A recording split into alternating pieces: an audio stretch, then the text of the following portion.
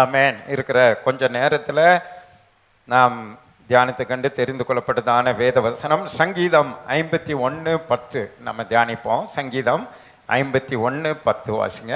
தேவனே சுத்த இருதயத்தை என்னிலே சிருஷ்டியும், சுத்த இருதயத்தை என்னிலே சிருஷ்டியும், நிலைவரமான ஆவியை என் உள்ளத்திலே புதுப்பியும், நிலைவரமான ஆவியை என் உள்ளத்திலே புதுப்பியும் என்று ஜெபிக்கிறார். யார் ஜெபிக்கிறது? தாவீது ஜெபிக்கிறார். அவர் எப்படிப்பட்டவர்னு சொன்னா, இதுல இருக்கிற 150 சங்கீதங்களிலே அதிகமான சங்கீதங்களை எழுதின ஒரு மனுஷன், பாட்டாக பாடின ஒரு தேவ மனுஷன், அதிகமாக சங்கீதத்தை பாடின மனுஷன். அந்த சங்கீதங்களில் ஒவ்வொன்றிலையும் ஒவ்வொரு தலைப்பு இருக்கும். ஒவ்வொரு சங்கீதத்தில் ஒரு தலைப்பை போட்டு அழகாக பாட்டு பாடியிருப்பார். அவர் பாடின பாட்டை தான் இன்றைக்கி நம்ம பாடினோம். 80வது சங்கீத பாட்டை தான் இன்றைக்கி நம்ம பாடி இன்றைக்கும் நம்ம தேவனை மகிமைப்படுத்துகிற அளவுக்கு ஒரு பெரிய ஒரு தேவனுடைய மனுஷன். அப்படிப்பட்ட பாடல்களை எழுதின அந்த தேவ மனுஷன்தான் அந்த 150 சங்கீதங்கள் மத்தியில் இந்த சங்கீதத்தை எழுதியிருக்கிறார். இந்த சங்கீதத்திலே அவர் முக்கியமாக அவர் சொல்றார் பாருங்க, சுத்த இருதயத்தை சிருஷ்டியும். நீங்கள் இன்னைக்கு செய்தியினுடைய தலைப்பு என்னது? சுத்த இருதயம். சுத்த இருதயத்தை என்னிலே சிருஷ்டியும் என்று சொல்லி தன் பாவத்தில் விழுந்த நிலைமையில், அது நாத்தான் தீர்க்கதரிசினாலே உணர்த்தப்பட்ட அந்த சூழ்நிலையில் தேவ சமூகத்தில் உபவாசத்தில் இருந்து தன் பாவத்தை அப்படியே பாட்டாக எழுதி வைத்திருக்கிறார். அல்லேலூயா. நம்மளாம் எழுதி வைப்போமா? நம்ம பாட்டை எழுத முடியுமா? நம்ம பாவத்தை எழுத முடியுமா? நம்ம பாவத்தை நம்ம எழுத வேண்டியதில்லை, அது மற்றவங்களே எழுதிடுவாங்க. ஒரு அல்லேலூயா சொல்லுங்களேன். நம்ம எழுத வேண்டியதே இல்லை. வாட்ஸ்அப்பில் அனுப்பணுமா, எதில் அனுப்பணும், எல்லாம் அது நம்மளை அவங்களே எழுதுறதுனால நம்ம எழுதுறது இல்லை. ஒரு அல்லேலூயா சொல்லுங்களேன். அவங்களே எழுதாமல் இருந்தால் நம்ம எழுதலான்னு நினைக்கிறேன். ஆனாலும் நம்ம எழுத மாட்டோம் தாவீதை போல. ஆனால் அவர் ராஜாவாக இருந்தாலும் தன்னுடைய நிலையை உணர்ந்து தேவ சமூகத்தில் தேவனை முக்கியப்படுத்தி மனிதர்களை குறித்து அவன் கவலைப்படாமல் தன்னுடைய முழு ரகசியத்தையும் இருதயத்தில் இருக்கிற ஆழத்தையும் அவன் அந்த இடத்துல பாட்டாக எழுதி வைத்திருக்கிறான். அதில் முக்கியமாக இந்த வசனம் 10வது வசனம் மிக முக்கியம். அழகாக அந்த பாடலை பாடி அவன் தேவனை மகிமைப்படுத்துகிறதை நம்ம பார்க்குறோம். அல்லேலூயா. ஆமென். சத்தமுறை அல்லேலூயா சொல்லுங்க பார்க்கலாம். இப்போ 1 சாமுவேலின் புஸ்தகம், அந்த தாவீதை குறித்து நம்ம அறிந்திருக்கணும். இப்படிப்பட்ட ஒரு பாவத்தை செய்த ஒரு மனுஷன் சாதாரண மனிதன் அல்ல. அதைத்தான் இன்றைக்கி நம்ம தியானிக்க போகிறோம். அல்லேலூயா.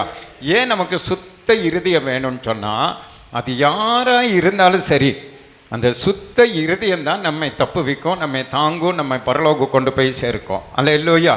அது உயர்ந்தவர்களாக இருக்கலாம், பணக்காரர்களாக இருக்கலாம், ஊழியக்காரர்களாக இருக்கலாம், விசுவாசிகளாக இருக்கலாம், எந்த ஒரு மனிதனாக இருந்தாலும், அது ஏழைகளாக இருக்கலாம், திக்கச்சவர்களாக இருக்கலாம்.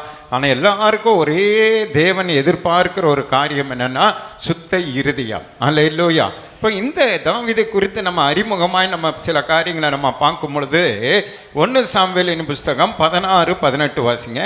அப்பொழுது அந்த வேலைக்காரரில் ஒருவன் பிரதியுத்தரமாக, இதோ பெத்லெகேமனாகிய ஈசாயின் குமாரன் ஒருவனை கண்டிருக்கிறேன், அவன் வாசிப்பதில் தேறினவன். பார்த்தீங்களா, அவன் எப்படிப்பட்டவன்? வாசிப்பதில் இந்த தாவீது தேறினவன். அவன் பராக்கிரமசாலி. அவன் எப்படிப்பட்டவன்? பராக்கிரமசாலி, நல்ல சண்டை போடுறவன், யுத்த வீரன். யுத்தத்தில் அவன் தான் வீரன். சிங்க கரடி வந்தா கூட ஜெயிக்கிறான்.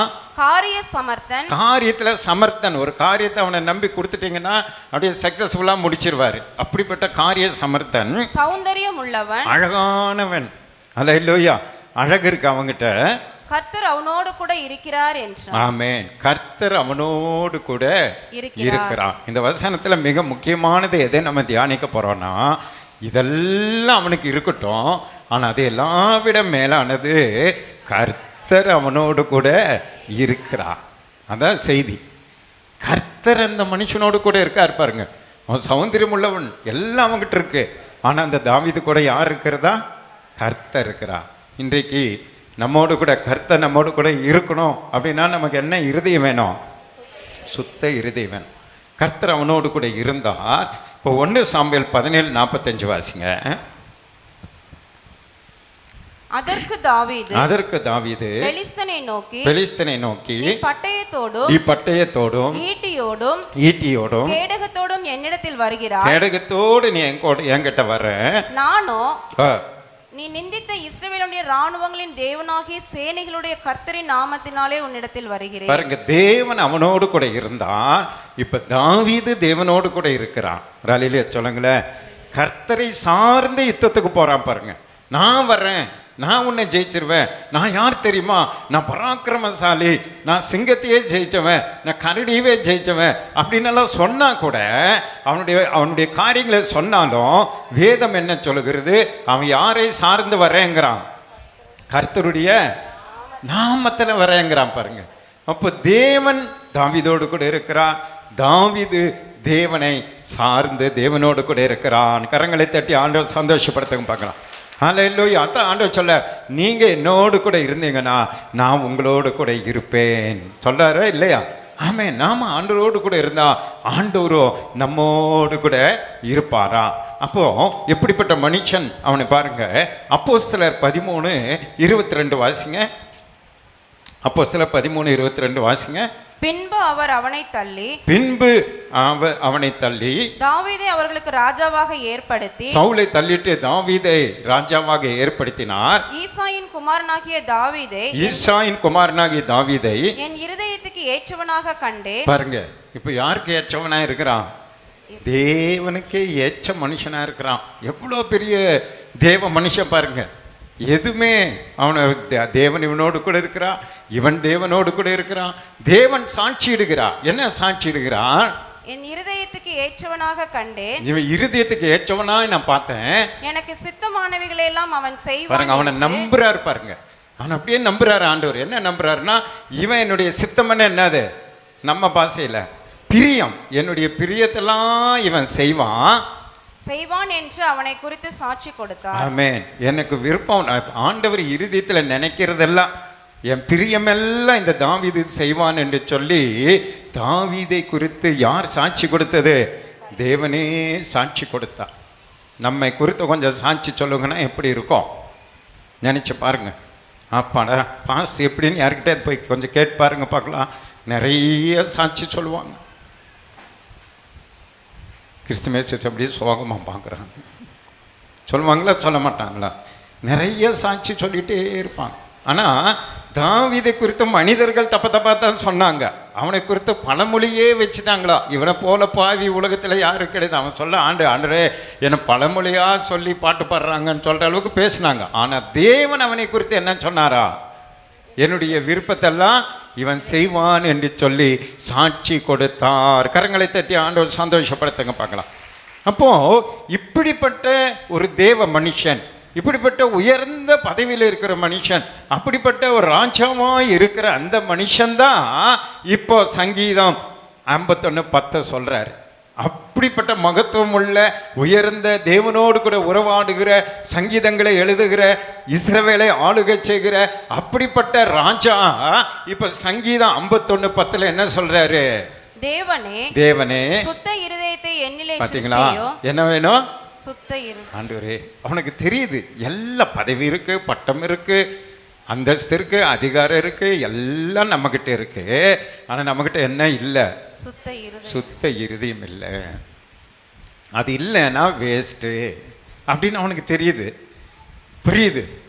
நாத்தான்வேல் தீர்க்கதரிசி வந்து உணர்த்தின உடனே அவன் வேற எதையும் வைத்து இதை ஜெயிக்க முடியாது. பணத்தை வச்சோ, பதவியை வச்சோ, அவனுக்கு சொல்லப்பட்டிருந்துச்சு பாருங்க, அழகை வைத்தோ, அவனுக்கு இருக்கிற பலனை வைத்தோ இப்போ அவன் தப்பிக்கவே முடியாது. இப்போ இந்த தேவ சமூகத்தில் இருந்து அவன் தப்பித்த பரலோகம் போய் சேரணும்னா எதுவுமே வேலைக்காகாது. இப்போ எனக்கு என்ன வேணும்? சுத்த இருதயம் வேணுங்கிற, சுத்த இருதயம் வேணும்ன்ற. அப்போ நம்முடைய ஆவிக்குரிய வாழ்க்கையிலும் நமக்கோ தேவை சுத்த இருதயம். அல்லேலூயா. அதனால தான் ஆண்டவருடைய ஃபர்ஸ்ட் பிரசங்கம் என்னது? மனம்னு என்னது? மனதுக்கு இன்னொரு பேர் என்ன? இருதயம். மனம் திரும்புங்கள், பரலோக ராஜ்யம். பார்த்தீங்கன்னா, அப்போ பரலோக ராஜ்யத்துக்குள்ள ஒரு மனுஷன் பிரவேசிக்கணும்னா எது திரும்பணும்? மனம் திரும்பணும். மனம் புதிதாகிறதுனாலே மறுரூபமாகுங்கள். ரோமர்ல 12 வாசிக்கிறதுல உங்க மனம் புதிதாகிறதுனாலே நீங்க என்னங்க? மறுரூபம். அப்ப நம்ம மறுரூபம் ஆகிறது பாருங்க. நமக்கு உண்டான மற்ற எந்த ஆவிக்குரிய வாழ்க்கையினாலும் நாம பரலோகம் போக முடியாது. இப்போ வெள்ளை ட்ரெஸ்ஸு போடுறதுனால, மீசை எடுக்கிறதுனால, வெள்ளை ஸ்கார்ஃப் கட்டிட்டு வர்றதுனால, இதனாலலாம் நம்ம என்ன பண்ண முடியாது. இதெல்லாம் ஆவிக்குரிய வெளிப்பாடு. இதெல்லாம் நாங்கள் வந்து ஆவிக்குரிய பிள்ளைங்க, ஆண்டவருடைய பிள்ளைங்கன்றதை காட்டுறதுக்கு பயன்படும். நான் இப்போ ஜிப்பா போட்டு வந்திருக்கனால இவர் ஒரு பாஸ்டர் அப்படிங்கிற ஒரு அடையாளத்தை காட்டுமே தவிர, இது எங்கே கொண்டு போகாது, என்ன பரலோகம் கொண்டு போகாது. நான் பண்ணுற பிரசங்க பரலோகம் கொண்டு போகாது. நான் பாடுகிற பாட்டு பரலோகம் கொண்டு போகாது. இப்போ அழகாக நான் பாடி ஆராதிக்கலாம். அந்த ஆராதனையில் நீங்களும் ஆவியில் நிரம்பி தேவனை மகிமைப்படுத்தலாம். ஆனால் அது என்ன எங்கே கொண்டு போகாது, பரலோகம் கொண்டு போகாது. நீங்களும் எங்கள் பாட்டை கேட்டுட்டு நல்லா ஆவியில் நிறைஞ்சு நீங்கள் ஆராதிக்கலாம், அது பரலோகம் கொண்டு போகாது. நல்லா புரிந்து கொள்ளுங்க. இதெல்லாம் நம்ம ஆவிக்குரிய வளர்ச்சிக்கான ஒரு படிகள் தான். இதெல்லாம் நம்ம ஆவிக்குரிய வளர்ச்சிக்கான ஒரு உந்துதல் தான் தவிர, ஆனால் எந்த ஒரு மனுஷனை பரலோகத்துக்குள்ளே கொண்டு போகிறது என்று சொன்னால், ஆண்டவர் சொல்றாரு, மனுஷனோ முகத்தை பார்க்கிறான், நானோ இருதயத்தை காண்கிறேன். அப்போ இருதயம் என்பது அதான் சொன்ன பாருங்க, உயர்ந்த ஸ்தானத்தில் இருக்கிறவங்களா இருக்கலாம், கீழே ஒன்றும் இல்லாத லாசர் போல பிச்சை எடுக்கிற நிலைமையில் இருக்கலாம். எல்லாருக்கும் ஒரே ஸ்கேல் தான், எல்லாருக்கும் ஒரே சட்டம் தான். ஆண்டவர் பரலோகத்துக்குள்ளே ஏற்றுக்கொள்ளப்படுகிறதான ஒரு மனுஷனுடைய தகுதி என்னன்னு சொன்னால், அவனுடைய இருதயம் சுத்தத்தை தான் கர்த்தர் காண்கிறார். கரங்களை தட்டி ஆண்டவர் சந்தோஷப்படுத்துங்க பார்க்கலாம்.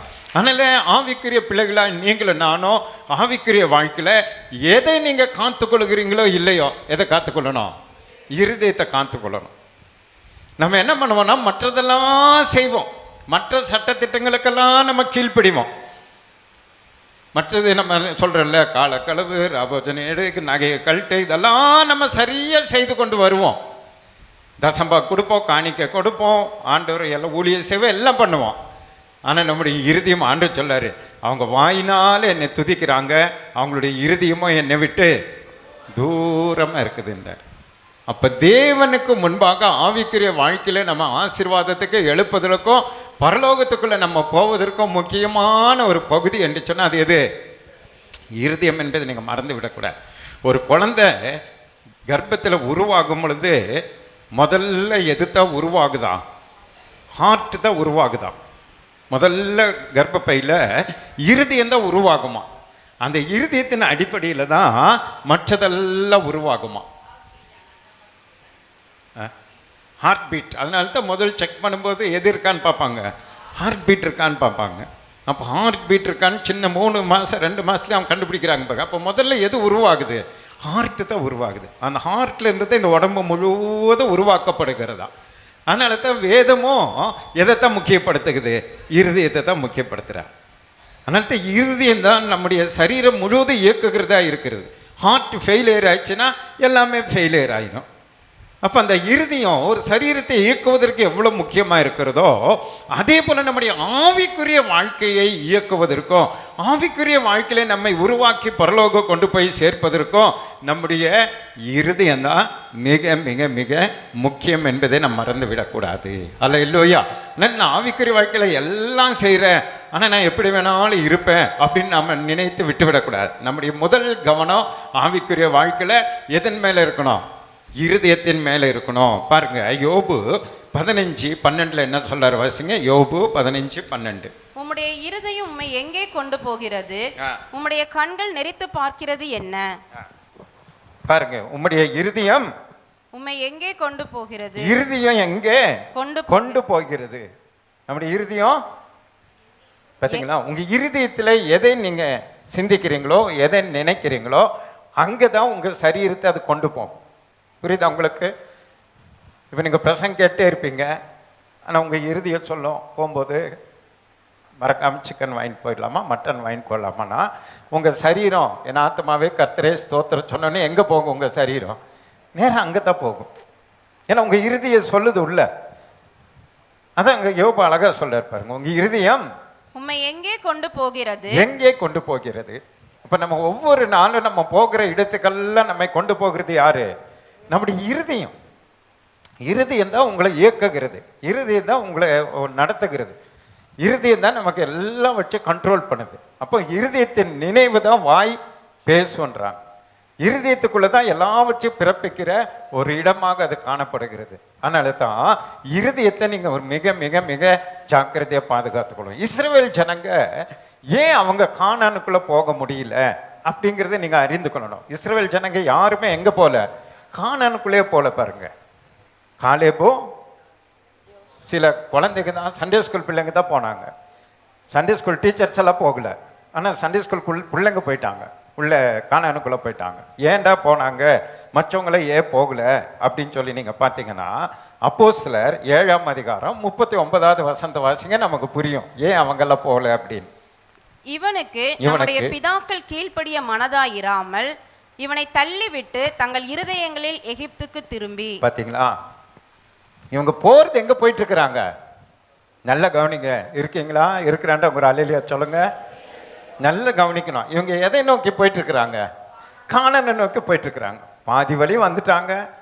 எத்தனையோ அற்புதங்களை பார்த்தாங்க, அதிசயங்களை பார்த்தாங்க, 10 வாதைகளை பார்த்தாங்க, கடல் பிரியறத பார்த்தாங்க, கண்மலையிலிருந்து தண்ணீர் வருகிறத பிளந்து தண்ணீர் வரத பார்த்தாங்க, கடவுளை கண்கூடா பார்த்தாங்க. எப்படி? மேக ஸ்தம்பமாகவும் அக்னி ஸ்தம்பம் அப்படியே நெருப்பா இருக்கிறார், நிற்கிறார் ஆண்டவர், அப்படியே நிற்கிறார். எப்படி இருக்குன்னு நினச்சி பாருங்க. ஞாயிற்றுக்கிழமை நம்ம ஆராதிக்கும் போது அப்படியே ஆண்டவர் ஒரு நெருப்பா வந்து இறங்கி வந்தா நமக்கு எவ்வளோ விசுவாசம் பெருகணும், எவ்வளோ சந்தோஷம். மேகமா அப்படியே வந்து மேகத்தை நம்ம பார்த்தா நம்ம விசுவாசம் எவ்வளோ பெருகணும் பாருங்க. எல்லாம் வச்சு கண்கூடாக பார்க்குறாங்க, அத்தனை அற்புதங்களையும் அதிசயங்களையும் பார்க்குறாங்க. ஒரு நல்ல பாஸ்டர், உங்க பாஸ்டர் மாதிரி இல்லை, அருமையான ஒரு பாஸ்டர் அவருக்கு ஆண்டவர் கொடுத்துருக்கிறார். தியாகமான ஒரு அடித்தாலும் அடி வாங்கி உத வாங்கி திட்டு வாங்கிட்டு அவங்களுக்காக அப்படியே அவங்கள வழி நடத்துகிற ஒரு நல்ல பாஸ்டர் அவங்க முன்னாடி இருக்கிறார். இத்தனையே கொடுத்திருந்தாலும் அவங்க இறுதி எங்க இருக்கா? எகிப்திலேயே இருக்கு. பார்த்தீங்களா, இவங்க போற பிரயாணம் கானானை நோக்கி போய் கொண்டிருந்தாலும் அவங்களுடைய இறுதியை கானானை நோக்கி போக மாட்டேங்குது. அவங்க இறுதியை கானானுக்கு போக மாட்டேங்குது. அவங்க இறுதி பூரா எங்க இருக்கு? எகிப்திலே இருக்கு. அங்கே குமிடிக்காய் இருந்தது, வெள்ளைப்பூண்டு இருந்தது, அங்கே எங்களுக்கு எல்லாம் இருந்தது. அங்கே அடி வாங்கினாலும் உத வாங்கினாலும் அங்கே ஜாலியாக தண்ணி அடிச்சுட்டு இருந்தோம், சாப்பிட்டு இருந்தோம், அங்கே ஆட்டம் ஆடிட்டு இருந்தோம். நீ என்னடா நீ இங்கே கொண்டு வந்து எங்களை புதைக்கிறதுக்கு இடம் இல்லைன்னு இங்கே கொண்டு வந்து வனாந்தரத்தில் காணான்ற அதை காணவே முடிய மாட்டேங்குது. இப்போ பரலோகம்னா பரலோகமே வர மாட்டேங்குது பாருங்க. அது போல சோர்ந்து போயிட்டாங்க. சும்மா காணானுங்கிற எங்கே ஒன்றுத்தையே காணமே, எங்களை விட்டு அப்படின்றாங்க. அவர் கஷ்டப்பட்டு என்னென்னமோ அற்புதங்களை செய்து முன்னாடி தள்ளி இழுத்து கொண்டு போனாலும் பார்டர் வரைக்கும் போயிட்டாங்க பாருங்க. இன்னும் அப்படியே 8 நாள் கானான் வந்துருச்சு. ஆனாலும் மோசே கூட சண்டை போட்டு எங்கே தான் போறேங்கிறாங்க, எகிப்துக்கு தான் போறேன்னாங்க. ஒருத்தரும் கானானுக்குள்ள போகல. இதுக்கு காரணம் என்ன தெரியுமா? அவர்களுடைய இருதயம். அப்போ அவங்களுக்கு நல்ல பாஸ்ட் இருந்து பிரயோஜனம் இல்லை, நிறைய அற்புதங்களை கண்டு பிரயோஜனம் இல்லை. அவங்களுக்கு வானத்திலிருந்த மண்ணாவே கொடுத்து அவங்க பரலோகத்துக்குள்ள போக முடியல. அவங்களுக்கு ஆண்டவர் காடைகளை கொடுத்தார், என்னென்னமோ கொடுத்து பார்த்தாலும் அவங்கள மோசையினால எதுக்குள்ள கொண்டு போக முடியல? கானானுக்குள்ள கொண்டு போக முடியும் பாருங்க. அதுபோல இன்னைக்கு சபையில் எத்தனை அற்புதங்களை பண்ணாலும் அதிசயங்களை பண்ணாலும் நமக்கு என்ன நடந்தாலும் உங்களை பரலோகத்தில் கொண்டு போய் சேர்க்கணும்னா அது உங்களுடைய இருதயத்தின் நினைவின் அடிப்படையில் மட்டும்தான் முடியும்ன்றவங்க கரங்களை தட்டி ஆண்டவர் சந்தோஷப்படுத்த பார்க்கலாம். அற்புதம் நடக்கிறதுனால உங்களை கூட்டிட்டு போக முடியாது. 28 வருஷம் குழந்தை இல்லாமல் இப்போ ஒருத்தர் குழந்தை பிறந்திருக்குன்னா எவ்வளோ பெரிய அற்புதம். அதனால அவங்களும் பரலோகம் போக முடியாது, நம்மளும் பரலோகம் போக முடியாது. புரியுது உங்களுக்கு? அதன் அடிப்படையில் ஆண்டவர் நம்மை பரலோகத்தில் ஏற்றுக்கொள்வதில்லை. இஸ்ரவேலுக்கு நடக்காத அற்புதமா? அவங்க பார்க்காததா? சொன்னேனே, கடவுளையே கண் கூட பார்க்குறாங்க, செங்கடல் பிளக்கிறத பார்க்குறாங்க, கண்மலை பிளந்த தண்ணீர் வரதை பார்க்குறாங்க, குஷ்டரோகம் வரதை பார்க்குறாங்க, அதை சுகமாக்குறத பார்க்குறாங்க, என்னென்னமோ பார்க்குறாங்க. பார்க்காததே இல்லை. தேவனை முகமுகமாய் பார்த்தோம், ஒருவரும் எங்க போல? கானானுக்குள்ள போல பாருங்க. இதனுடைய காரணம் அங்க சொல்லப்பட்டிருக்கு. அவர்கள் மோசேக்கு கீழ்ப்படியில, ஆண்டவருக்கு கீழ்ப்படியில, அவங்க இருதயத்துல எதை நினைத்து கொண்டிருந்தாங்க? எகிப்து. இன்றைக்கு அருமையான தேவனுடைய பிள்ளையே, உங்களுடைய இருதயத்துல எதை நினைக்கணும் தெரியுமா? நம்முடைய குடியிருப்போ பரலோகத்துல இருக்கு. அந்த பரலோகத்தை நோக்கி நம்ம பிரயாணம் போய்கொண்டிருக்கிறோம். அப்ப அந்த பரலோகத்தை நோக்கி போய்கொண்டிருக்கிற நீங்களும் நானும் நம்முடைய இருதயத்துல உலகத்தையே பார்த்து கொண்டிருக்கூட, உலகத்தையே திரும்பி உலக ஆசை இச்சைகள்ல அதிலேயே நம்ம அதிகமாக சிந்தித்து கொண்டிருக்கூட. நான் பரலோகம் போனோம், அடுத்த நிமிஷம் நான் செத்து போனா நான் எங்க இருக்கணும்? பரலோகத்தில் இருக்கணும். அவங்களுக்காச்சு தூரம், இன்னும் எவ்வளவு தூரம்னு தெரியாம போயிட்டு இருந்தாங்க. நமக்கும் நம்முடைய மரணத்துக்கும் ஒரு அடி தான் தூரம். எவ்வளோ நேரம் எப்போ சாவோன்னு தெரில. அந்த மரித்த உடனே நம்ம கானானுக்குள்ளே போனோம். அல்லேலூயா. மரித்த உடனே மத்திய ஆகாயத்தில் இயேசுவை காண்கிற கிருபை கர்த்தர் நமக்கு வைத்திருக்கிறார். அதனால அவ்வளவு நெருங்கி தேவனோடு கூட இருக்கிற நீங்களும் நானும் நம்முடைய இருதயம் எப்பொழுதுமே எகிப்தை சிந்தித்து கொண்டிருக்கிறார், உலகத்தை சிந்தித்து கொண்டிருக்கிறார். உலக பாடுகள், பிரச்சனைகள், கவலைகள், கண்ணீர், கஷ்டங்கள், பாவங்கள், குறைவுகள், அதையே நினைச்சு நினைச்சு நினைச்சு நினைச்சு நம்ம வாழ்ந்து கொண்டிருந்தோம்னு சொன்னா சரியா ஆண்டவர் வந்து மறுரூபமாக்கும் போது நம்மளை விட்டுருவார். சண்டே ஸ்கூல் பிள்ளைங்களை தான் கூட்டு போவார். அந்த கடைசி நேரத்தில் ஆண்டவர் நம்மளை விட்டுட்டு போயிட்டாருன்னா அதுக்கப்புறம் சர்ச் இருக்காது. அந்த கிறிஸ்து வந்துட்டா எது நடக்காது. ஏன்னா ஆவியானவரே இருக்க மாட்டார், சபையே கிடையாது, ஒன்றும் கிடையாது. அதனால் நம்முடைய இந்த கடைசி நாட்களில் நாம் இந்த உலகத்தில் இருந்து தப்பி நம்ம பரலோகம் போய் சேரணும்னா எது மிக மிக முக்கியம்? சத்தமா? அப்போ இஸ்ரவேலர்கள் கானானுக்குள்ளே போகாததுக்கு எது காரணம்? மோசே காரணம் இல்லை, ஆண்டவர் காரணம் இல்லை, வனாந்தர காரணம் இல்லை, அவருடைய இருதயம்தான் காரணம். அவங்க தெளிவாக அந்த வசனம் சொல்லுது பாருங்க. அவங்க இருதயத்தில் எங்கே திரும்பினார்கள்? எகிப்துக்கு திரும்பினார்கள். அதனால இருதயத்தை நம்ம மிக மிக மிக கவனமாக நம்ம வைத்துக்கொள்ளணும். இல்லைன்னா அங்கே பாஸ்டரும் பிரயோஜனம் கிடையாது, அக்னியும் பிரயோஜனம் இல்லை, மேகஸ்தம்பமும் பிரயோஜனம் இல்லை, அங்கே நடந்த அற்புதமும் பிரயோஜனம் இல்லை, அங்கே என்னென்னமோ ஆண்டவர் நடப்பித்த காண்பித்தா எதுவுமே அவர்களை எங்கே கொண்டு போகல?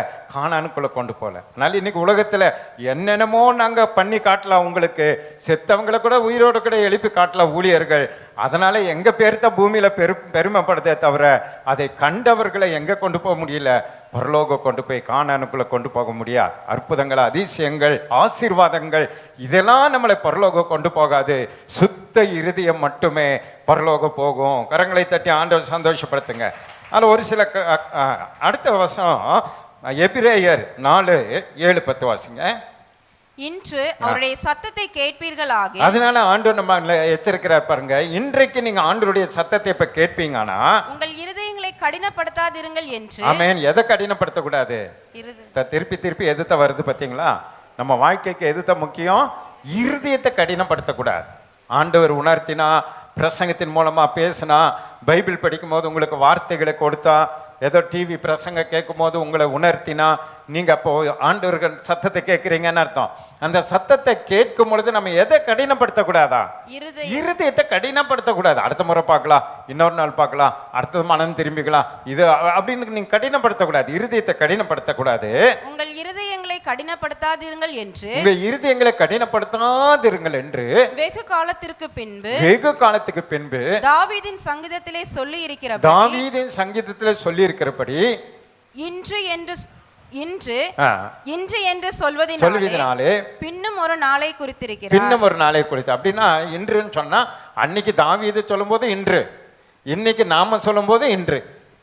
புரியுதா? அது என்னைக்குமே அந்த வசனம் வந்து லைவா இருக்கும், உயிரோடு இருக்கும். அதான் சொல்றாரு. அன்னைக்கு அவர் இன்றுன்னு சொன்னாரு, இன்னைக்கு அது என்னது? அது இன்றுதான். அந்த வசனம் இன்றைக்கு நாம சத்தத்தை கேட்டாலும் நாம என்ன பண்ணணும்? கீழ்ப்படியணும். இது அன்றைக்கு சொன்னதுன்னு நீ சொல்ல முடியாது. இன்று அப்படி நீங்க வாசிக்கும் போது இன்று, நாளைக்கு நீங்க படிக்கும் போது இன்று, நாளைக்கு படிக்கும் போது இன்று. அந்த வசனம் பார்த்தீங்களா? இன்னொரு நாளை குறித்து அழகா சொல்லியிருக்கிறார். இது எத்தனை வருஷம் ஆனாலும் இந்த வசனம் வந்து அந்தந்த நாளுக்கு லைவா அது வேலை செய்யும். ஆனால் இன்றைக்கு இந்த சத்தத்தை நம்ம கேட்கிறோம்னு சொன்னா நம்ம இருதயத்தை என்ன பண்ணக்கூடாதான்? கடினப்படுத்தக்கூடாது. அவர் என்ன சொல்றது, நான் என்ன கேட்கறது அப்படின்றதுல இருக்கக்கூடாது. என்ன சொல்லுகிறார் கர்த்தர், என்ன இதை வெளிப்படுத்துகிறார், என்ன நம்ம இடத்துல குறை இருக்கு, நம்முடைய இருதயத்தை என்ன பண்ணணும், பக்குவப்படுத்தணும், எப்படி படுத்தணுன்றத நாம் ஆராய்ந்து அறிந்து உணர்ந்து அந்த இருதயத்தை தேவனுக்கு ஒப்பு கொடுக்கணும். அல்லேலூயா. அதனால 4 நிலங்களை குறித்து ஆண்டவர் சொன்னார். நமக்கு நேரம் இல்லை, உங்களுக்கு நல்லா தெரியும். அதில் ஒரு நல்ல நிலம் என்று சொன்னால் அது பண்படுத்தப்பட்ட நிலமாக இருக்கணும். அல்லேலூயா. அது நல்ல இருதயம், அது நல்ல அந்த இருதயத்தை வந்து நீங்கள் பண்படுத்தணும். ஒரு நல்ல நிலத்தை போல களைகளெல்லாம் எடுத்து முள்ளெல்லாம் வெட்டி எல்லாம் தூத்து போட்டு நல்லா அது ஏறு உழுது சுத்தம் பண்ணி அப்புறம் அதில் விதைக்கணும். விதைக்கும் பொழுது அது 30, 60, 100மாக பலன் தரும். நல்ல நீர் பாய்ச்சினீங்கன்னா 30, 60, 100மாக பலன் தரும். அப்போ அதுபோல் நம்முடைய இருதயத்தில் இந்த காலை வேளையில் எத்தனையோ குப்பைகள் வளர்ந்துருக்கோம், எத்தனையோ கவலைகள், எத்தனையோ பிரச்சனைகள். அதில் இப்போ நான் விதைக்கிற பாருங்க, இப்போ நான் விதைக்கிறது உங்கள் நிலங்களில் இந்த வசனத்தை விதைக்கிறேன். அது வளரணும்னா வெறும் முள்ளும் கல்லும் கருடுமே இருக்கிற இடத்துல நான் விதைக்கும் போது பாருங்க, அது உங்களுக்கு பிரயோஜனமே படுறதில்லை. ஆனால் நீங்கள் இருதயத்தை சுத்தப்படுத்திட்டு வந்து என் பிரசங்கத்தை கேட்டு பாருங்களேன், இந்த வார்த்தையை உங்களுக்குள்ள நான் விதைக்கிற பாருங்களேன், அது வளர்ந்து 30, 60, 100 பலன் தரும். நீங்கள்லாம் பிரசங்க யாரும் மாறி விடுவீர்கள், ஊழியத்துக்கு வந்துடுவீங்க. அல்ல இல்லையா? ஏன் இப்போ அது உங்களுக்கு அந்த வளர்ச்சி இல்லைன்னா, அந்த இருதயம் சுத்தம் இல்லாததுனால, இருதயத்தில் முள்ளும் கல்லும் கரடும் இருக்கிறதுனால விதைக்கப்படுகிற இந்த விதைகள் எல்லாம் பறவைகள் எடுத்துட்டு போயிடுது, பிசாசு எடுத்துட்டு போயிடுறான். ஆண்டவர் சொன்னார்ல, நீங்கள் தூங்கும் பொழுது பிசாசு வந்து விதைச்சதெல்லாம் எடுத்துடுறான். நாளைக்கு திங்கக்கிழமை காலையில் நீங்கள் எழுந்திரிச்சு பார்த்தீங்கன்னா பிரசங்கமும் ஒன்றும் இருக்காது, எதுவுமே இருக்காது. போன திங்கக்கிழமை எப்படி இருந்தோமோ அதே தான் அடுத்த திங்கக்கிழமையும் ஓடும். இந்த திங்கள்லேருந்து அடுத்த சனிக்கிழமை வரைக்கும் அதே பழசுதான் ஓடும், புதுசு ஒன்றுமே அதில் வராது. அதனால உங்கள் இருதயத்தை நம்ம என்ன பண்ணக்கூடாதா? கடினப்படுத்தக்கூடாது. இருதயத்தை நீங்கள் கடினப்படுத்தாமல் அது உடைத்து அதை ஒப்பு கொடுக்கும் பொழுது கர்த்தர் நம்மை ஆசீர்வதிப்பார். அதனால தான் எரேமியா 17, 9, 10 வாசிங்க. அதில் 10வது வசனம் வாசிட்டீங்களா? படிங்க 7, 10 வாசிங்க. ஏனெனில் அவருடைய இளைப்பாறுதலில் பிரவேசித்தவன் தேவன் தம்முடைய கிரியைகளை முடித்து ஓய்ந்தது போல தானும் தன் கிரியைகளை முடித்து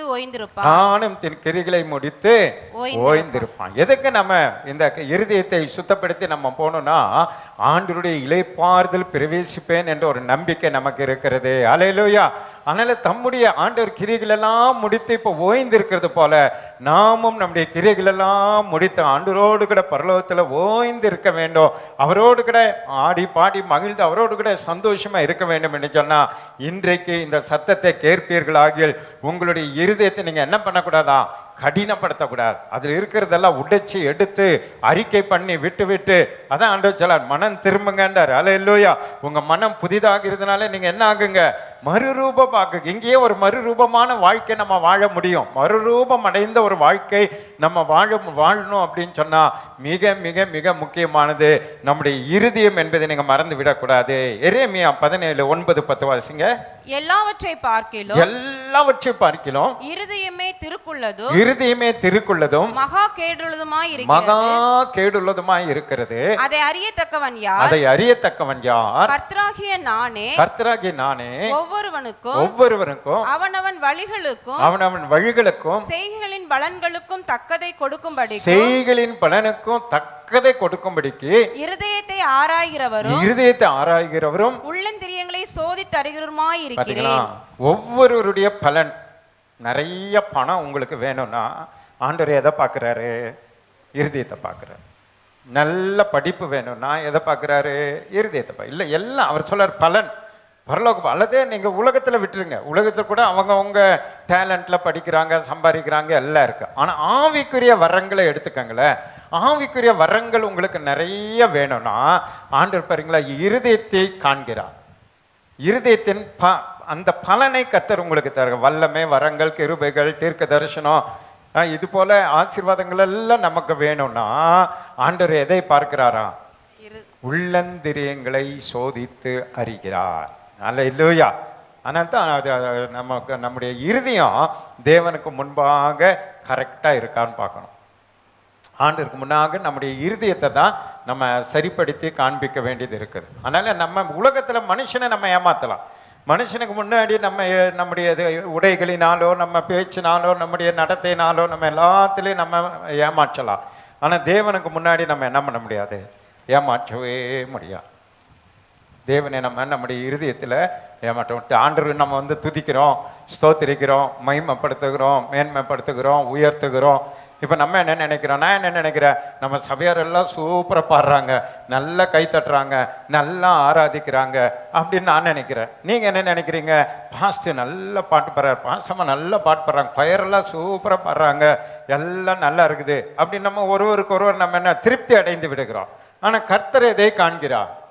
இருதயத்தை காண்கிறார். இருதயத்தை பார்க்குறார். தான் ஆண்டவர் சொல்ல, வாயில் என்ன துதிக்கிறீங்க? உங்கள் இருதயம் எங்கே இருக்கு? தூரமா இருக்குன்னு. தூரமா உங்க இறுதி எங்க இருக்கு? ரொம்ப தூரத்துல இருக்குன்றார். அதைத்தான் கர்த்தர் எதிர்பார்க்கிறார். நல்ல வசனம் ஒன்று இருக்கும், அது பின்னாடி வரும்னு நினைக்கிறேன். சரி, பின்னாடி அந்த கதையை நான் உங்களுக்கு சொல்றேன், சரியா? அப்போ நீங்க இறுதியை உங்க ஆண்டவருக்கு நீங்க பிரியமா இருந்தீங்கன்னு வைங்க, ஆண்டவர் உங்களை எப்படி நேசிக்கிறார் பாருங்க. சங்கீதம் அதை 9-10 வாசிச்சிட்டீங்களா? இப்போ 73:1 வாசிங்க. சுத்த இருதயம் உள்ளவர்களாகிய இஸ்ரவேலருக்கு தேவன் நல்லவராகவே ஆமென். கரங்களை தட்டி ஆண்டவர் சந்தோஷப்படுத்துங்க. உங்க இருதயத்தை நீங்க சுத்தப்படுத்திட்டீங்கன்னா இயேசு உங்களுக்கு எப்படி இருப்பாரு? இருதயத்தை சுத்தப்படுத்தலைன்னா இயேசு எப்படி இருப்பாரு? அவர் நல்லவராகவே இருப்பாரு. ஆனா நமக்கு கெட்டதே நடக்கும் இல்ல. அவர் நல்லவர் தான், அவர் கெட்டவர் ஆக மாட்டார். அவர் எப்போதும் நல்லவரே இருப்பார். ஆனால் நம்முடைய இருதயம் சுத்தமாகலைன்னா நமக்கு கெட்டதே நடக்கும்னு அர்த்தம். ஆனால் நம்முடைய இருதயம் நல்ல இருதயமாக மாறினா இஸ்ரவேலுக்கு ஆண்டவர் எப்படிப்பட்டவராக இருப்பாரா? நல்லவராகவே இருப்பார். சரி, 1 தீமோத்தேயும் அடுத்தது 3 காரியங்கள் சுருக்கமாக பார்த்து நம்ம ஜெபம் பண்ண போகிறோம். 1 தீமோத்தேயு 1:5 வசனத்தை வாசிங்க.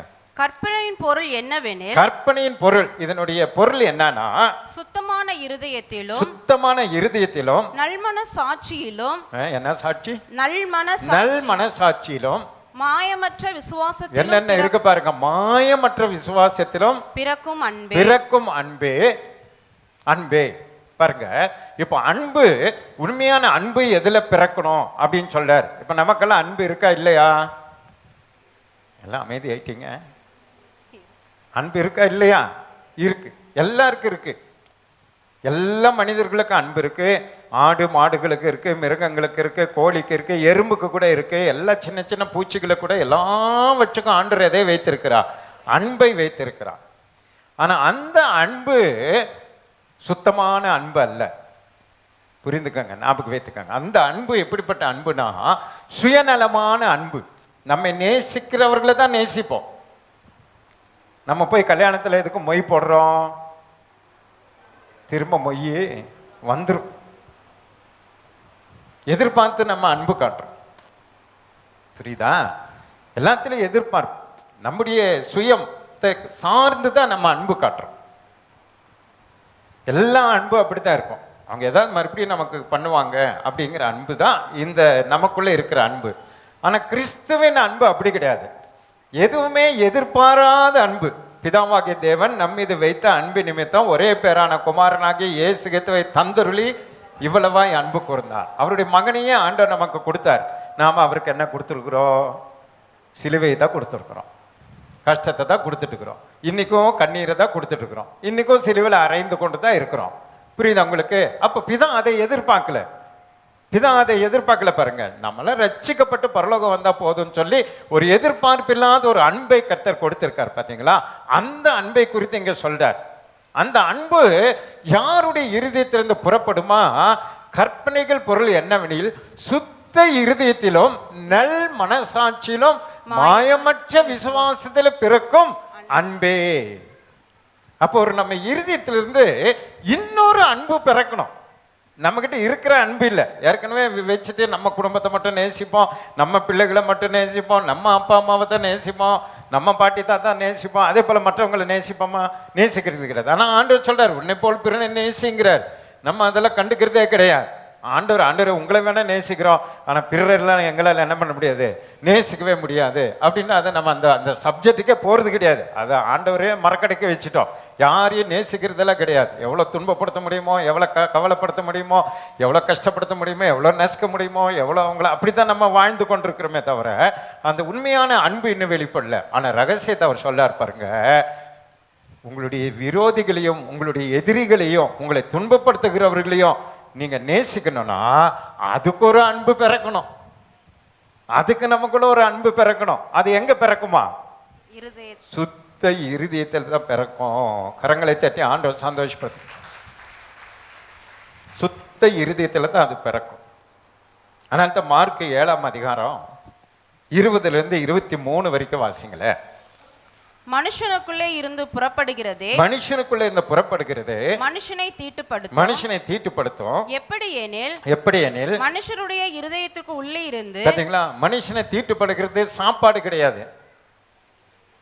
முடிங்க, நான் சொல்றேன். எப்படி எனில் மனுஷனுடைய இருதயத்துக்கு உள்ளிருந்து பொல்லாத சிந்தனைகளும் விபச்சாரங்களும் வேசித்தனங்களும் கொலை பாதகங்களும் களவுகளும் பொருளாசைகளும் துஷ்டத்தனங்களும் கபடும் காம விகாரமும் வன்கண்ணும் தூஷணமும் பெருமையும் மதிகேடும் புறப்பட்டு வரும். பொல்லாங்கானவைகளாகிய இவைகள் எல்லாம் உள்ளத்திலிருந்து புறப்பட்டு மனுஷனை தீட்டுப்படுத்தும் என்றார். பாத்தீங்களா, இது வெளியிருந்து எதுவுமே நம்மளை தீட்டுப்படுத்தல. பாருங்க, வெளியிருந்து வந்ததெல்லாம் அது தீட்டே சொல்ல, உள்ளத்திலிருந்து வருது. உள்ளத்திலிருந்து என்னென்ன வருதா லிஸ்ட் போடுங்க பக்கம் ஒவ்வொன்றா. நம்ம வந்து ஒரு சிலதை பாவம்னு நினைச்சிட்டு இருக்கிறோம். ஆனா அங்க நம்ம பாவம்னு நினைக்காததெல்லாம் அங்க வருது. பாருங்க என்னென்ன வருது பாருங்க. பொல்லாத சிந்தனைகள். பொல்லாத சிந்தனை. நீங்க இருதயத்துல பொல்லாத சிந்தனைனா நீங்க பாவ சிந்தனை நினைக்க கூடாது. அடுத்தவங்களை மேல பொறாமப்படுறது அது என்ன சிந்தனை? பொல்லாத சிந்தனை. அடுத்தவங்களை கெடுக்கணும்னு நம்ம நினைக்கிற பாருங்க, அது ஒரு பொல்லாத சிந்தனை. அடுத்தவங்க வீட்டில் ஒரு நல்ல ஒரு வீடு கட்டிட்டாங்கன்னா நம்ம அது பொறாமை, அது ஒரு பொல்லாத சிந்தனை. அவங்களுக்கு வீட்டில் ஒரு நல்ல கல்யாணம் நடந்தால் அது அந்த சிந்தனையே நம்மளை தீட்டுப்படுத்தப்பார். நீங்கள் செயல்படவே வேண்டாம், சிந்தனையே நம்மளை என்ன பண்ணுதா தீட்டுப்படுத்துது. விபச்சாரம், நம்ம இது ரெண்டு தான் பாவம்னு நினச்சிட்டு இருக்கிறோம். இதை ரெண்டு யாரெல்லாம் செய்கிறாங்களோ அவங்க தான் பாவின்னு நம்ம நினச்சிட்டு நான் அதெல்லாம் செய்கிறது இல்லை, ஆனால் நான் பரிசுத்தவான் அப்படின்னு நம்ம நினச்சிட்டு இருக்கிறோம். ஆனால் அங்கே பாருங்க, அது செய்யாமலே நீங்கள் பொல்லாத சிந்தித்தாலே அது பாவம். விபச்சாரங்களும் வேசித்தனங்களும் கொலை பாதகங்களும் களவுகளும் பாருங்க, அதெல்லாம் நம்ம செய்யல. ஆனால் களவு செய்கிறோமா இல்லையா? எத்தனையோ களவுன்னு என்னது? பொய் சொல்றது, ஏமாத்துறது, திருடுறது, இதெல்லாம் நம்ம பாவ லிஸ்ட்லேயே கொண்டு வருது கிடையாது. லஞ்சம் வாங்குறது, அடுத்தவங்க பொருளை ஏமாத்துறது, இப்படியெல்லாம் பண்ணுறது, இதெல்லாம் நம்ம பாவ லிஸ்ட்லேயே கொண்டு வருது இல்லை. அது சமுதாயம் அப்படி இருக்குது பாஸ்டர், காலம் அப்படி மாறிச்சு பாஸ்டர், என்ன பாஸ்டர் பண்ணுறது, பொய் சொல்லாமல் நம்ம ஒன்றும் பண்ண முடியாது பாஸ்டர் அப்படின்னு நம்ம அதை காம்ப்ரமைஸ் பண்ணி கொடுக்குறோம். நம்ம விபச்சாரம் பண்ணுறதோ வேசித்தனம் பண்ணுறதோ அதுதான் பாவம் நினச்சிட்டு இதை நம்ம என்ன பண்ணிக்கிறோம், பெருசாக எடுத்துக்கிறது இல்லை. ஆனால் லிஸ்ட்டில் அது வருது பாருங்க. களவுகளும் பொருள் ஆசை, பொருள் மேல நம்ம ஆசைப்படுறதே தீட்டுங்கிறார். ஆடிக்கார் பார்த்தா ஆசை வருதா இல்லையா? வருது, தீட்டுங்கிறார். ஆசைப்படுற அதுவே ஒரு தீட்டுன்றார். துஷ்டத்தனங்களும் கபடுன்னு என்னது? கபடுன்னா நம்ம கிட்ட ஒண்ணு பேசுவாங்க, அங்க போய் ஒண்ணு பேசுவாங்க, அங்கே ஒன்று பேசுவாங்க, நம்மக்கிட்ட கபட இருதயத்தில் கபட வைத்துக் கொள்வாங்க. ஆனால் பேசுகிறத பார்த்தா ப்ரைஸ் லார்ட்னுவாங்க, ப்ரைஸ் லார்ட் பாஸ்டர், நல்லா இருக்கீங்களா பாஸ்டர்னுவாங்க. அங்கே போய்ட்டு பாஸ்டா அவர் அப்படின்வாங்க. அதான் கபடு, அதாவது ஃப்ரீயாக ஹார்ட் இருக்காது. அப்போ அதுவும் என்னன்றார் ஆண்டவர், பாவன்றார் பாருங்க. அது உங்கள் இருதயத்தை தீட்டுப்படுத்துதுன்றார் பாருங்க. அது இருதயத்திலேருந்து அந்த கபடான என்ன நீங்கள் வைக்கிறதுனால அது உங்களை தீட்டுப்படுத்துது அப்படின்னு அன்று சொல்கிறார் பாருங்க. அதனால தான் நீங்கள் அதெல்லாம் நீங்கள் என்ன பண்ணக்கூடாது, அதெல்லாம் நம்ம இருதயத்தில் ரொம்ப ஜாக்கிரதையாக இருக்கணும். நம்ம அது வந்து கபடான காரியங்கள் எல்லாம் நீங்கள் இதில் சின்ன சின்ன விஷயம் நீங்கள் நினச்சி அதை வந்து நம்ம அப்படியே தண்ணி மாதிரி குடிச்சிட்டு இருக்கக்கூடாது. அதிலெல்லாம் நம்ம விலகி இருக்கிறது ரொம்ப நல்லது. அதில் நாம் நம்ம என்ன பண்ணுறோம், ரொம்ப ஃப்ரீயாக பண்ணுறோம். ரொம்ப பொய்யெல்லாம் நிறைய நம்ம பேசுகிறோம். அதெல்லாம் பயமாக இருக்குது. செய்யாதெல்லாம் செஞ்சோன்றோம், செஞ்சதெல்லாம் செய்யலைங்கிறோம், என்னென்னமோ பண்ணுறோம். பார்த்தா நமக்கு அது இது இந்த பிரசங்கத்தை கேட்டால் நம்மெல்லாம் காணானுக்குள்ளே போவோமான்ற மாதிரி இருக்குது. அவ்வளோ டேஞ்சராக இருக்குது. இதெல்லாம் நம்ம சரிப்படுத்துறதுக்கு தான் ஆண்டவர் நம்மோடு கூட பேசுகிறார். புரியுதுன்ற ஒரு அலையிலையா சொல்ல, ஒரு அலைய சத்தமாக ஒரு அலையிலையா சொல்ல. ஆமேன். பாருங்க, அது நமக்கு தீட்டு உண்டாக்குது. காம விகாரம் அது பார்த்தாலே பாவம். வன்கண் அதான் பொறாமை, மற்றவங்களை பார்த்து பொறாமைப்படுறது ஒரு பாவம். தூஷணம் மற்றவங்க பத்தி தூஷிக்கிறது. ஒன்று சொன்னா உடனே நம்ம நம்பிடுது. நம்ம பார்க்காம என்ன பண்ணக்கூடாது, எதுவுமே சொல்லவே கூடாது. பார்க்காம எதையுமே சொல்லக்கூடாது. அடுத்தவங்க அன்றைக்கி ஒரு நாள் நாங்கள் நாடகம் நடத்தி காமிச்சோமே. இங்கே ஒரு நாள் ஒருத்தர்கிட்ட ஒன்று சொல்லிட்டு அது கடைசி ஆளுக்கிட்ட போகிறதுக்குள்ள அது என்ன ஆகிப்போச்சு, அந்த மேட்டரே மாறிப்போச்சு. இங்கே சொன்னது வேறு, அந்த கடைசி ஆளுக்கிட்ட போய் சொன்னது வேறு. அதனால் யாராவது வந்து உங்களுக்கு ஏதாவது சொன்னோன்னே அது நீங்கள் அப்படியே கப்புன்னு நம்பிடக்கூடாது. நம்பிட்டு அது அப்படியே சுவிசேஷ கொண்டு போய் சொல்லுங்கன்னா சொல்கிறது கிடையாது. நீங்கள் வாரம் போய் இயேசுவை கொண்டு போய் அங்கே சொல்லுங்கள், இயேசுவை கொண்டு போய் இங்கே சொல்லுங்கன்னா அதை யாரும் வீடு வீடாக போய் சொல்கிறதே கிடையாது. நம்ம ஏதாவது வேற ஒரு விஷயத்தை யார் பற்றியாவது சொல்லிடுங்க, உடனே பேக்கை தூக்கிட்டு விசிட்டிங், வீடு வீடாக விசிட்டிங் போய் தெரியுமா விஷயம் தெரியுமா உங்களுக்கு, இது இது இதை இதுதான் ரொம்ப இன்ட்ரெஸ்டாக நம்ம பரப்புகிறோம். அதான் ஆண்டவர் இந்த மாதிரி நம்ம பண்ணுறதுனால நம்ம அவங்களுக்கோ ஆவிக்குரிய வாய்க்கில் கெட்டு போவாங்க, அவங்களுடைய விசுவாசமும் கெட்டு போகும், நமக்கோ பாவமாக பெருகும். அதான் ஆண்டவர் தெளிவாக சொல்கிறார். அது என்ன சொன்னார்? புறங்கூறுதலாம். என்னன்னு சொன்னீங்க? தூஷணம். அடுத்தவங்கள நம்ம தூஷிக்கவே கூடாது. ஒரு தேவ மனுஷன் பிசாசை தூஷித்தான், அதுக்கே கண்டிச்சார் ஆண்டவர். புரியுதா உங்களுக்கு? பிசாசை என்ன பண்ணக்கூடாது, நம்ம தூஷிக்க அதிகாரம் கிடையாதுன்னாரு. யாரையும் நம்ம தூஷிக்கக்கூடாது, தூஷணமாக நம்ம பேசக்கூடாது, யாரை பற்றியும் நம்ம கேவலமாக பேசக்கூடாது. ஏன்னா அப்படி நம்ம பேசும்போது அது நம்ம வீட்லேயும் அது போல் இருக்கிறாங்கன்றது நீங்கள் தெரிந்து கொள்ளணும், ஞாபகம் வைத்து கொள்ளுங்க. யாராவது ஏதாவது ஒருத்தர் மேலே தப்பாக அதாவது பேசும்போது நீங்கள் அதோட ஆஃப் பண்ணி அவங்கள சரிப்படுத்தி அனுப்பினமே தவிர அதை நம்ம ஒரு மூட்டையாக தூக்கிட்டு ஊராக போய் தூசணம் பண்ணி அவங்க வாழ்க்கை கெடுக்கும் போது நம்ம எதை விதைக்கிறோமோ அதையே அறுப்போம். அதான் ஆண்டவர் சொல்ல, நம்ம எதை விதைக்கிறோமோ அதையே நம்ம அறுப்பதை நான் போன வாரமே சொன்னப்பாரு. இன்னைக்கு நம்ம பரிசுத்தமாக இருக்கிறோம், அடுத்த வாரம் எப்படி இருப்போம்னு நமக்கு தெரியாது, நாளைக்கு என்ன நம்ம வாழ்க்கையில் நடக்குதுன்னு நமக்கு தெரியாது. அதனால நாம அதில் ரொம்ப ஜாக்கிரதை இருக்கணும். நேரம் இல்லை, வேகமாக வாசிங்க. பெருமை இருக்கக்கூடாது. பெருமை ஒரு பாவம்னு இருக்கு பாருங்க. நமக்கு எதுக்கு எடுத்தாலும் என்னதான் வருது? பெருமை வருது. ஃபாஸ்ட்டாக இருந்தால் கூட பெருமை வந்துடுது. ஒரு பேய் துரத்தினோடனே நான் தான் துரத்துனேன்ட்டு பெருமை வந்துடுது. அது உணரணும். பெருமை மட்டும் நமக்கு என்ன இருக்கிறது வாழ்க்கையில்? அந்த காலத்தில் ஒரு பழமொழி சொல்லுவாங்களே, பெருமை எருமைக்கு புல்லாகுமா அப்படின்வாங்க. பெருமை பேசினா அது எருமைக்கு புல்லு கூட ஆகாது. பெருமை உள்ளவனை கருத்தை எதிர்த்து நிற்கிறான். பெருமை இருந்தால் நம்மளை என்ன பண்ண மாட்டார் ஆண்டவர், ஆசீர்வதிக்க மாட்டார். பாருங்க, இந்த வாரத்தில் நான் அமெரிக்காவில் இருக்கணும், ஆனால் அங்கே கூப்பிட்டதுலே பெருமையாக நான் எல்லாத்துக்கும் வாட்ஸ்அப்பில் அனுப்பின பாருங்க, ஆண்டவர் கட் பண்ணிட்டார். இவன் பெருமையாக இருக்கிற இவன் அமெரிக்கா போகக்கூடாதுடான்ட்டு நமக்கு விசா இல்லாமல் பண்ணிட்டார் பாருங்க. பயங்கர பெருமை. நான் போயிருந்தேன்னா உங்களுக்கு ஃபோட்டோவாக அனுப்பியிருப்பேன். அவருக்கு தெரியும் இவன் போனால் எல்லாம் அமெரிக்கா ஃபோட்டோவாக அனுப்புவான் குரூப்பில். இவன் சரியான பெருமைப்படுவான், இவனை கொஞ்சம் மடக்கி வைக்கணும், இவனை தட்டி வைக்கணுன்ட்டு நமக்கு விசா இல்லாமல் பண்ணிட்டார் பார்த்தீங்களா? அதான் பெருமை உள்ளவனுக்கு கருத்தை எதிர்த்துன்னு இருக்கிறான். எல்லாரும் யார் ஊழியக்காராக இருந்தாலும் சரி, யாராக இருந்தாலும் சரி, என்ன பண்ணக்கூடாது?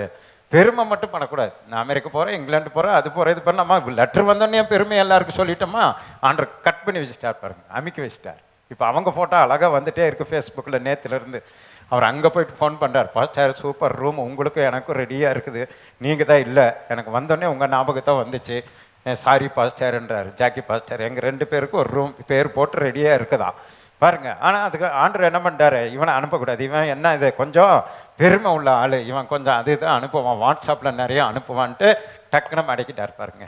அதுதான் ஆண்டவர் கரெக்டாக தான் சொல்ல பார்த்தீங்களா? பெருமை அது ஒரு பாவம். அந்த பெருமை நம்ம வாழ்க்கையில் வரக்கூடாது. படிங்க. மதிகேடும் புறப்பட்டு வரும். மதிகேடுனா முட்டாள்ன்றவங்கள மதிகேடு, முட்டாள்தனமான காரியத்தை நம்ம என்ன பண்ணக்கூடாது, செய்யக்கூடாது. அதில் நம்ம செய்கிறது சரியாக செய்கிறோமா அப்படிங்கிறத நம்ம கவனித்து செய்யணும். பின் விளைவை பார்க்கணும். அதனுடைய நம்ம பேசுறது நம்ம செயல்படுகிறதுனுடைய பின் விளைவு எப்படி இருக்கும்ன்றதை நம்ம கவனிக்கணும். முட்டாள்தனமாக ஏதோ ஒன்று பண்ணிடக்கூடாது, டக்குன்னு ஏதோ ஒன்று பண்ணிடக்கூடாது. அதனால் பெரும் பிரச்சனைகளை உருவாக்கி விடக்கூடாது. அதுக்கப்புறம் யோசனை மட்டும் மன்னிப்பு கேட்கக்கூடாது. முன்னாடியே இது பண்ணால் இது என்ன ஆகும், இது நம்ம பண்ணுறதுனால இது என்ன பிரச்சனை வரும் அப்படிங்கிறத முன்கூட்டி யோசித்து அதை நம்ம பண்ணணுமே தவிர எல்லாரையும் பிரச்சனைக்குள்ளாக்கிட்டு கடைசியை தெரியாமல் செஞ்சுட்டு மன்னிங்கன்னு சொல்லக்கூடாது. அதை தான் அவர் சொல்றார். முட்டாள்தனமாக மதிகேடான காரியங்கள்லாம் நம்முடைய இருதயத்திலிருந்து புறப்பட்டு நம்ம என்ன பண்ணுதா, தீட்டுப்படுத்துது. வேகமாக வாசிங்க. பொல்லாங்கானவைகளேன இவைகள் எல்லாம், பொல்லாத இவைகள் எல்லாம் உள்ளத்திலிருந்து புறப்பட்டு மனுஷனை தீட்டுப்படுத்தும் என்றார். மனுஷனை தீட்டுப்படுத்தும். புரிதனுக்கு மட்டும் ஒரு அலையிலேயே சொல்லும். நம்ம என்ன நினைக்கிறோன்னா, சாராய் குடிச்சா தீட்டு, விபச்சாரம் பண்ணா தீட்டு, எல்லாம் தீட்டு தான். ஆனால் இது எங்கிருந்து வந்தாலே தீட்டுங்கிறாரு. இருதயத்திலிருந்து வந்தாலே நீ செய்யவே வேண்டாம், நீ இருதயத்திலிருந்து அதெல்லாம் நினைச்சு உன்னிருந்து வெளியே வந்தாலே உன்னை தீட்டுப்படுத்துண்டாரு. அப்போ ஆவிக்குரிய வாழ்க்கையில கர்த்தர் நமக்குள்ள வாசம் பண்ணணும். நம்ம பரலோகம் போகணும்னா எது முக்கியம்? சத்தமா சொல்லுங்களேன். ஆமென். நம்முடைய இருதயம் முக்கியம். அது மேல கவனமா நாம் இருக்கணும்ன்ற வேதம் சொல்லி யோபு 31:7 என்ன சொல்றாரு வாசிங்க. என் நடைகள் வழியை விட்டு விலகினதும் என் நடைகள் வழியை விட்டு விலகினதும் என் இருதயம் என் கண்களை பின்தொடர்ந்ததும் என் இருதயம் கண்களை பின்தொடர்ந்ததும் ஏதாகிலும் ஒரு மாசு என் கைகளில் ஒட்டி கொண்டதும் உண்டானால் அவர் என்ன அழகா ஆண்டவர்கிட்ட ஜெபம் பண்ண போறார். என் நடைகள் வழியை விட்டு விலகி இருந்தா என் இருதயம் என் கண்ணு பார்த்ததை என்ன பண்ணக்கூடாது, தொடர்ந்து இருந்தால் எனக்கு பதில் கொடுங்க அப்படின்னு ஜெபம் பண்றாரு ஆண்டவர்கிட்ட. அவனுடைய கண்ணுல பார்த்ததை அந்த இருதய பின்பற்றலையா, இல்லையா சொல்லுங்களேன். நம்ம கண்ணு பார்த்ததை அடுத்தது இருதயம் என்ன பண்ணுது, அதை பின்தொடர்ந்து போகுது பாருங்க. இருதயத்துக்குள்ள அது போச்சுன்னா உடனே இருதயம் நம்முடைய சரீரத்தை இயக்கும். அதனால தான் நம்ம சாராயம் பளபளப்பாய் தோன்றும் போது அதை பாராதே அப்படின்னு ஆண்டவர் சொன்னார் பாருங்க நீதிமொழிகள்ல. சாராயம் பளபளப்பா தோன்றும் போது நீ அதை பாராதே, நீ அதை பார்த்தனா அது உன் இறுதி அங்கே போகும், நீ அதை வாங்கி குடிப்ப, அது மெதுவாக உள்ள இறங்கும், அப்புறம் உன்னை பாய்மரத்தில் படுத்திருக்கிற மாதிரி உன்னை மப்பு ஏற்றி உன்னை பாவத்தில் விழச் செய்யணும். அழகு அதான் பார்வை. அந்த பார்த்த உடனே அது இருதயத்துக்குள்ள போன உடனே சரீரம் அப்படியே போகுது பாருங்க. இருதயம் சொன்ன உடனே கீழ்ப்படியுது. இந்த சரீரம் வேற எதுக்கு கீழ்ப்படியாது. ஆனால் இந்த மாதிரி ஏதாவது சொல்லிட்ட உடனே கீழ்ப்படியாது. ஜெபம் பண்ண பைபிள் படி இதுக்கெல்லாம் கீழ்ப்படியாது. ஆனால் அதை பார்த்து இதை பார்த்து போகலான்னா ஓகே போகலாமா அப்படின்னு சொல்லி உடனே தடப்படான்னு புறப்பட்டு போக ஆரம்பிச்சிடும். அதை தான் ஆண்டவர் சொல்ல அந்த யோபு சொல்றாரு. அப்படி இருக்கு. ரோமர் 1:21 வாசிங்க.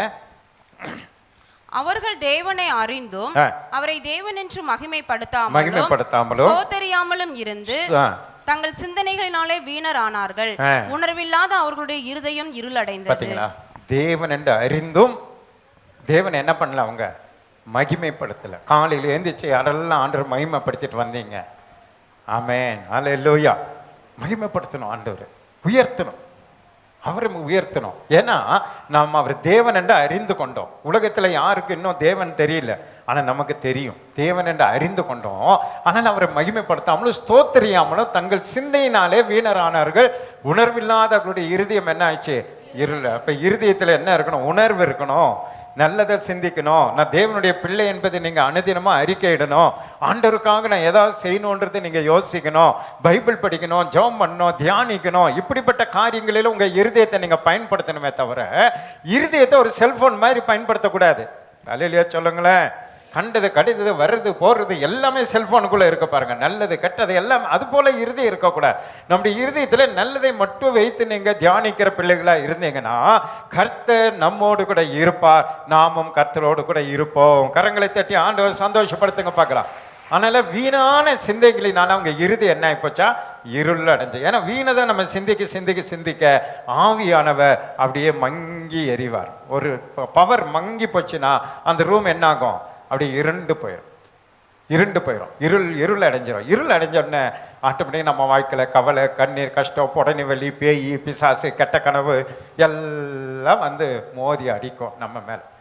அப்போ அது அப்படியே பிரகாசமாக இருக்கணும்னா நீங்கள் உங்கள் வாழ்க்கையில் இருதயத்தை மட்டும் சரி பண்ணுங்க, எல்லாவற்றையும் கர்த்தர் சரி பண்ணுவார். அல்லேலூயா. 2 தீமோத்தேயு 2:22 வாசிங்க.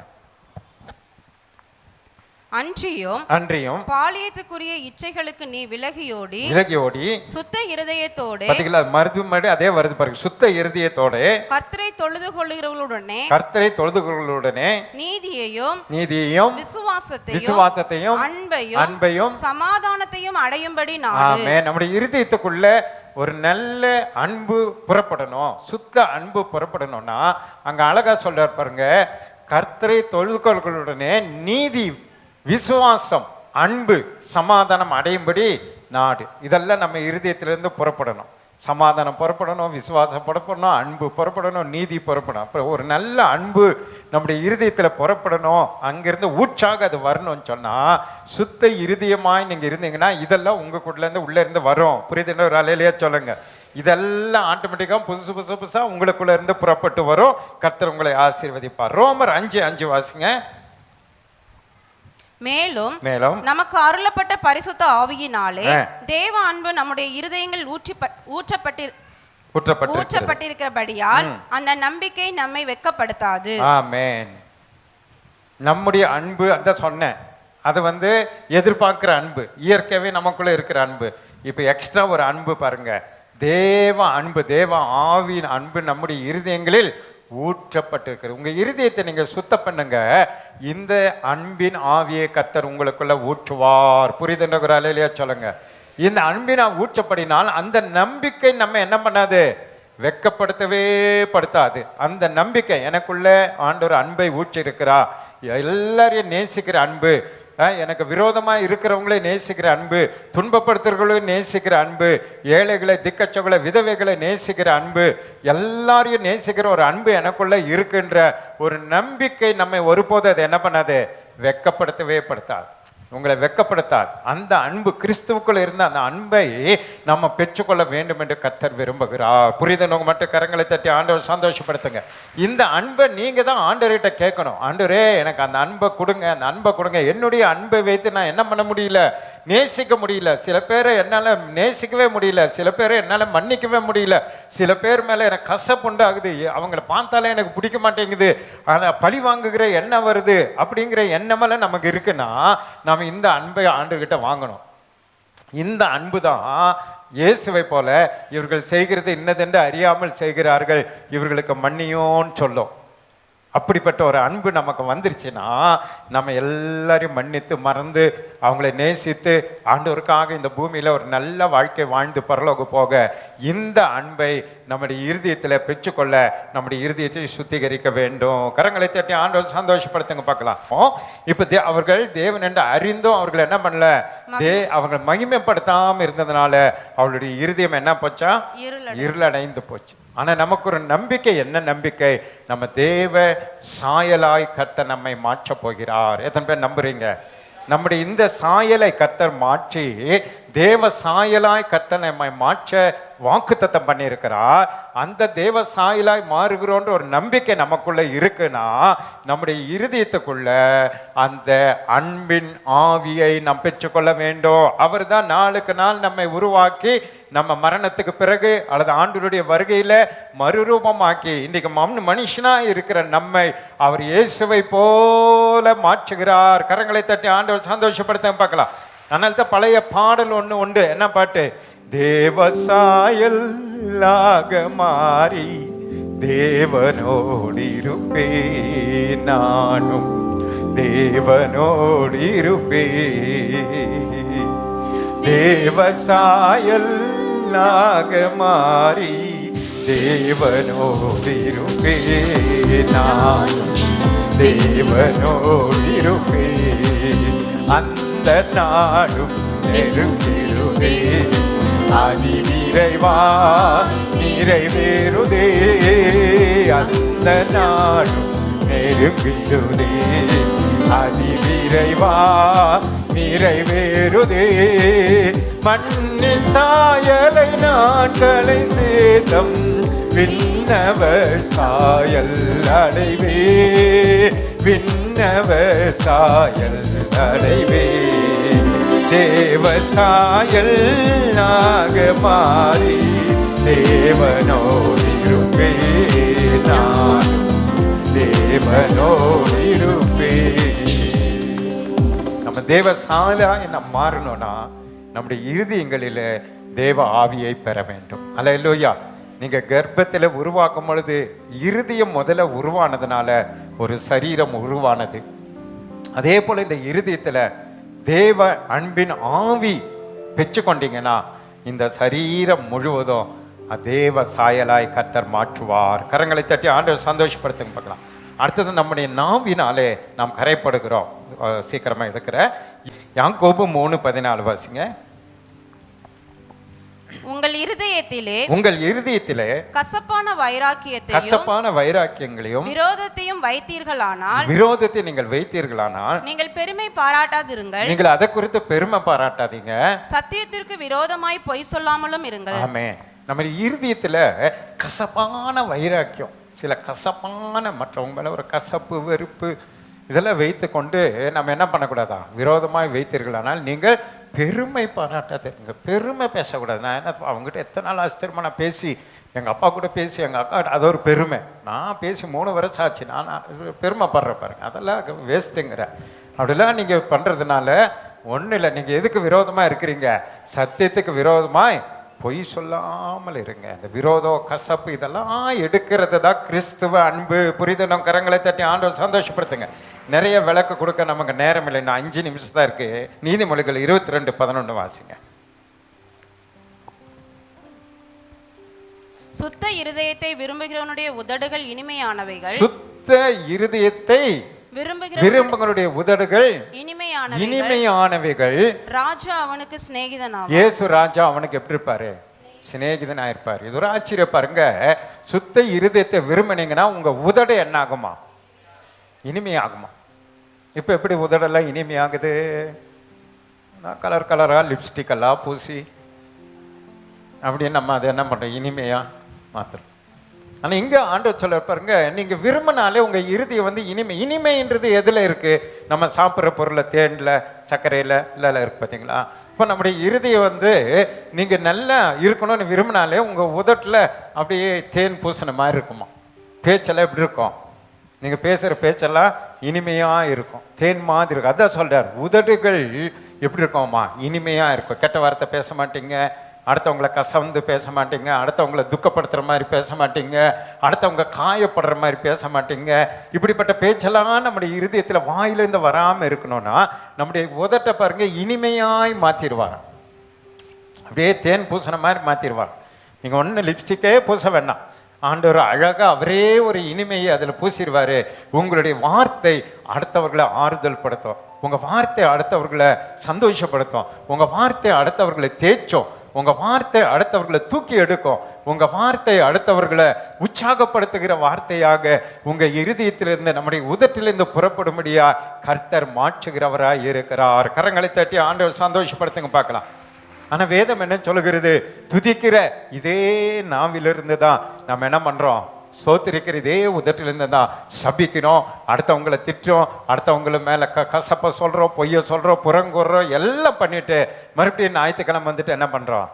தந்தானே துதிப்போமே திரு சபையோரே கவி பாடி பாடி தந்தானே துதிப்போமே. இப்போ இது போல ஒரு மாய்மாலமான ஒரு வாழ்க்கை நம்ம வாழ்ந்து கொண்டிருக்கிறோம். அந்த வசனத்தை மட்டும் வாசிச்சு ஒரு கதை சொல்லி நான் முடிக்கிறேன். யோபு 14:4, யாக்கோபு 3:8-11 வரைக்கும் வாசிங்க. நீதிமொழிகள் 22:11 வாசிச்சாச்சு. ஓகே, வாசி.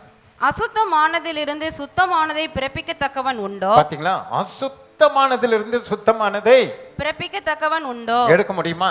ஒருவனும் இல்லை. ஒருத்தர் கிடையாது. சாக்கடையில போய் நல்ல தண்ணி எடுக்க முடியுமா? இப்போ அதுவும் ட்ரை பண்றாங்க. சாக்கடை தண்ணியிலேருந்து இப்போ நல்ல தண்ணி எடுத்து அதை யூஸ் பண்ணுறதுக்கு ட்ரை பண்ணிட்டு இருக்காங்க. ஆனால் உண்மை என்னன்னா, அசுத்தத்திலிருந்து ஒரு என்ன பண்ண முடியாது, நல்லதை பிறப்பிக்க முடியுமா? யாக்கோபு என்ன சொல்றாரு? 3:8 நாவை அடக்க ஒரு மனுஷனாலும் கூடாது. பாத்தீங்களா? நாவை அடக்க ஒரு மனுஷனாலும் கூடாது. என்னதான பிரசங்கம் பண்ணாலும் அடக்க முடியுமா? நாவை முடியவே முடியாது.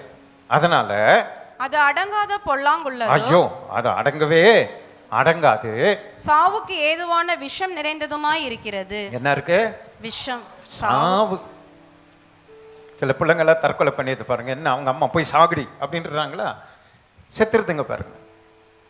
அவங்க வார்த்தை, இவங்க சொல்ற வார்த்தையில் போய் தூக்கு போட்டு ஏதோ மருந்து குடிச்சு செத்துருது. பார்த்தீங்களா? அதான் அந்த சொல்ற சாவுக்கு ஏதுவான விஷம் நம்ம நாவல இருக்கு.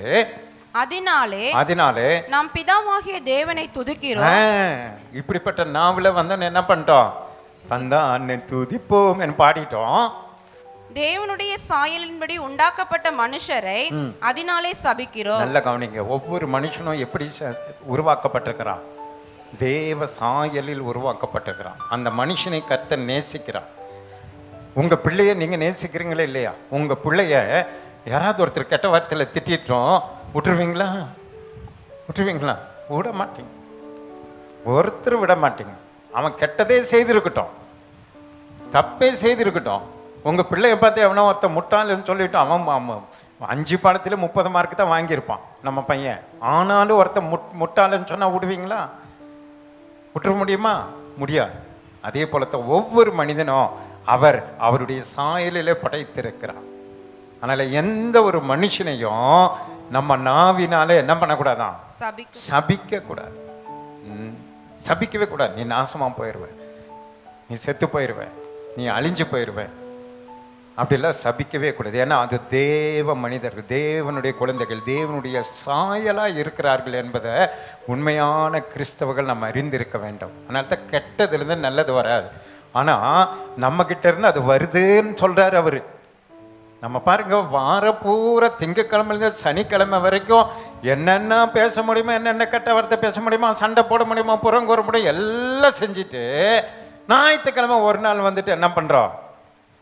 தோத்திராண்டவரே சோத்திராண்டவரே சோத்திராண்டவரே சோத்திராண்டவரே துதிக்கிறாண்டவரே மகிமைப்படுத்துறாண்டவரே மேன்மைப்படுத்துறோன்னு அவர் எல்லாம் துதிச்சுட்டு, நீங்கள் இங்கேயே இருங்க, எங்கள் வீட்டுக்கு வந்துடாதீங்க ஆண்டவரேன்னு இங்கேயே அவரை விட்டுட்டு வீட்டுக்கு போய் நம்ம வேலையை காட்டுறது. ஆண்டவர் வீட்டுக்கு கூட்டு போகிறதில்ல, வீட்டுக்கு போய் துதிக்கிறது கிடையாது, வீட்டுக்கு போய் ஆராதிக்கிறது கிடையாது, வீட்டுக்கு போய் ஒன்றுமே நாவில் எதுவுமே ஆண்டவரை மகிமைப்படுத்துறது கிடையாது. இதே நாவில் அங்கே போய் கெட்ட வார்த்தை பேசுறது. அதான் அவர் சொல்கிறார். அதனால் நம் தேவன் ஒரே வாயில் துதிக்கிறதும் சபிக்கிறதும் என்ன பண்ணுறோம்? நாம் செய்து கொண்டு இருக்கிறோம். அதுதான் ஒரு நல்ல கதை ஒன்று இருக்குது. ஒரு நாய்க்குட்டி கதை சொல்லிட்டு முடிக்கிறாரு. ஒரு 5 நிமிஷம் பொறுத்துக்கங்க, கர்த்தர் உங்களை ஆசீர்வதிப்பார். அல்லேலூயா. ஒரு பையன் அப்பனும் கடைக்கு போனாங்க. போய் பார்த்த இடத்துல ஒரு நல்ல நாய்க்குட்டி, அழகாக, இப்போ தான் அழகழகாக குட்டிங்க வந்திருக்குல்ல. அப்போ தானே அந்த பையன் போராடி என்ன பண்ணிட்டான், இந்த நாய் வேணும்ட்டான். அப்போ அவர்கிட்ட காசு இல்லை. நான் போய் உனக்கு காசு அனுப்புகிறேன், நீ வாங்கிட்டு வா, இங்கே இரு, நான் உனக்கு கூகுள் பேல அனுப்புகிறேன்னு சொல்லி போய் அனுப்பிட்டாரு. இவன் அந்த அழகான நாய்க்குட்டி வாங்கிட்டான்.